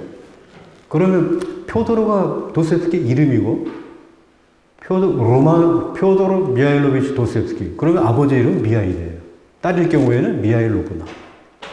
그래서 러시아는 이름을 하나 딱 보면 이 사람의 아버지가 뭐고 성까지 알 수 있는 거지. 굉장히 좋아요. 아들하고 아버지 이름이 같은 경우는 무지하게 많습니다. 아버지가 세르게이인데 그럼 아들도 세르게이. 그러니까 전혀 문제가 안 되는. 그래서 그래서 애칭을 반드시 기억을 해 주시면 좋고, 공책에다 그래서 좀 성의 있게 좀 자주 나오는 인물들, 일단 파벨 안티포프다 그러면 빠시하고 이 사람이 스트레니코프다. 이거는 외우는 수밖에 없어요. 왜? 러시아 사람들한테 우리 이름 발음하는 건 완전히 고역이에요. 우리한테는 편하죠. 그죠? 받침 우리 많이 쓰잖아요. 역전합 써봐라 이거예요. 외국인들 미쳐 팔짝 뜁니다. 일본어가 외국인들에게 배우기 좋아요. 받침 없거든. 그런 맥락에서 그 대목은 조금 뭐 불편하시더라도 독자로서 성실하고 뭐 노력하는 독자로서는 그런 자세를 보여주는 게 좋다. 2번. 정치적으로 뭐 교감이 있어서 그런 게 아닌가. 노벨상, 노벨문학상. 역대적으로 그 정치성이 많이 개입이 돼요. 노벨문학상에는. 그리고 아까 잠깐 얘기 드렸던 것처럼 냉전의 그림자가 깊게 드리우고 있었고 소련이 얼마나 폐쇄적인 사회인지를 보여주는 하나의 좋은 본보기로 서방 세계에서 이용했던 측면도 없지 않아 있다. 그러나 더욱 중요한 것은 데이비드 릴이 영화를 만들었던 것처럼 원작 소설이 워낙 뛰어나다. 그래서 저거 만약에 점수를 매긴다면 8대2? 뭐 그런 정도. 제 생각입니다. 네, 말씀하시죠. 잘 들었는데, 아까, 파테르나크가 러시아 사람들을 대상으로 글을 썼을 때는 그 이름이 전혀, 어색하거나 불편하지 않을 거라고 저는 생각합니다. 그런데, 그게 아니라 우리나라로 번역을 했는 번역자가 한국 독자에게 글을 쓰게 됐을 때는 독자의 어떤 편리성 같은 것들을 좀 봐주는 게 좋지 않을까? 아니, 절대 그렇지 않습니다. 굉장히 미안한 얘기인데요. 그거는 원작을 훼손하는 겁니다. 번역자들한테. 그죠? 독자들이 그래서 더 단순해져요. 쉽게 얻은 것은 쉽게 잊혀진다라고, 잃어버리게 된다라고 하는 말은 템페스트리, 더 12th 나이트. 셰익스피어 희극이에요. 시비아에서 그 여자 주인공이 하는 얘기입니다. 쉽게 얻은 사람은 쉽게 잃어버린다고들 하는데 저를 그래도 오랫동안 기억해 주세요라고 이야기합니다. 네? 그런데 아까 교수님께서 처음에 강의하실 때 이 다크 지바고를 다 읽는 사람이 우리나라에 드물 것이다 이렇게 말씀하셨지 않습니까? 네. 고전이라는 게 사람들이 읽고 싶게끔 읽게 하게끔 다가가게 하는 게 좋은 거 아닙니까? 그렇다면은 아니에요. 전 그렇게 생각하지 않고요. 고전은 누구도 읽지 않는 게 고전이에요. 읽지 말라고 하는 게 고전입니다. 생각을 좀 바꾸시는 게 좋고요. 혹시 고전 중에 고전, 이를테면 노노나 맹자 중용대학 읽어본 사람 손 들어봐요. 노자 도덕경 끝까지 원문으로 읽어본 사람 있어요? 없거든요? 저는 읽죠. 왜? 제가 좋으니까. 예외인데요. 쉽게 한다고 해서 읽는다? 어려운 거 안 읽는 사람은 쉬운 것도 안 읽어요. 세계에서 최초로 인공위성을 띄운 나라가 소련이고, 네네. 우주 정거장 계획도 세운 나라가 소련인 걸로 알고 있고요. 그 올림픽에서 항상 1, 2등을 했던 나라가 소련인데 그 힘의 그 원인 어디에서 하고 싶습니다. 이 냉전 시대라고 하는 거, 그거는 미국과 소련의 끝없는 힘의 팽창. 그래서 2차 세계대전 끝나고 나서 그 소련의 위성국들이 동유럽에 적어도 8개쯤 생기죠.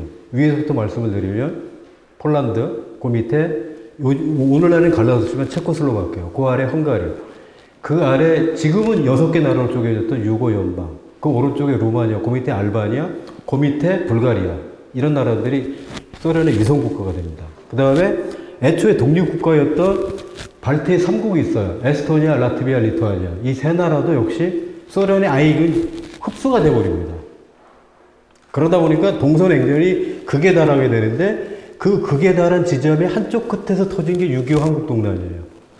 아까 메카시 선봉이 1950년 2월이라고 그랬죠. 6.25가 1950년 6월 25일 아닙니까?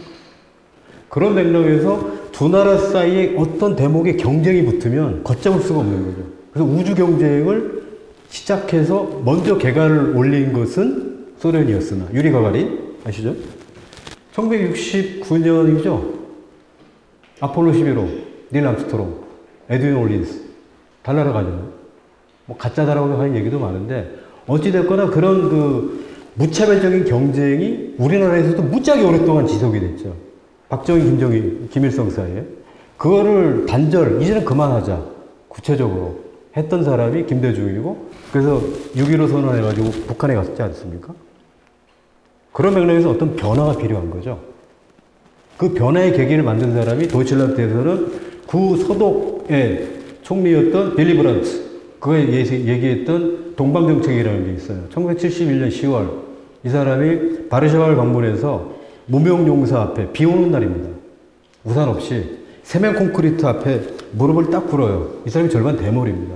바바리 코트를 입고 바르샤바에 정말 초겨울에 차가운 비가 내리고 있는데 거기서 묵상이 잠깁니다. 왜? 빌리 브란트는 나치 독일에 저항해서 싸운 레지스탕스예요. 자기 나라가 잘못하고 있다. 우리나라 사람들이 범죄 행위를 하고 있기 때문에 거기에 맞서서 싸운 사람이에요, 이 사람이. 그래서 이제는 우리가 미국의 영향력을 좀 벗어나서 독자적으로 동유럽하고 소련을 좀 우리가 상대해야 되겠는데 그 첫 번째 관문이 폴란드예요. 근데 폴란드 대통령도 나치하고 싸웠던 레지스탕스예요. 빌리 브란트가 카카 좀 만나주십시오. 내가 너를 왜 만나? 안 만납니다. 그래 무조건 간 거예요. 가가지고 거길 간 거죠. 무명용사 무릎을 꿇어요. 이 장면이 그날 저녁 뉴스에 나옵니다. 대통령이 전화해. 내일 보잔다고 그래. 그래서 빌리 브란트의 동방 정책이 시작이 되고 그 결과가 1971년에 이 사건이 일어나고 1989년 11월 9일 베를린 장벽 붕괴 거기 있었죠 제가. 1990년 10월 4일 10월 3일 우리나라 개천절 때 동서독 재통일됩니다. 그 자리에 제가 있었죠. 베를린에. 출발은 미미하였으나 그 끝은 창대하였느냐. 과거에 대한 정확한 반성과 사죄를 하고 그것에 토대에서 상대방의 마음을 얻어낸 그 용단.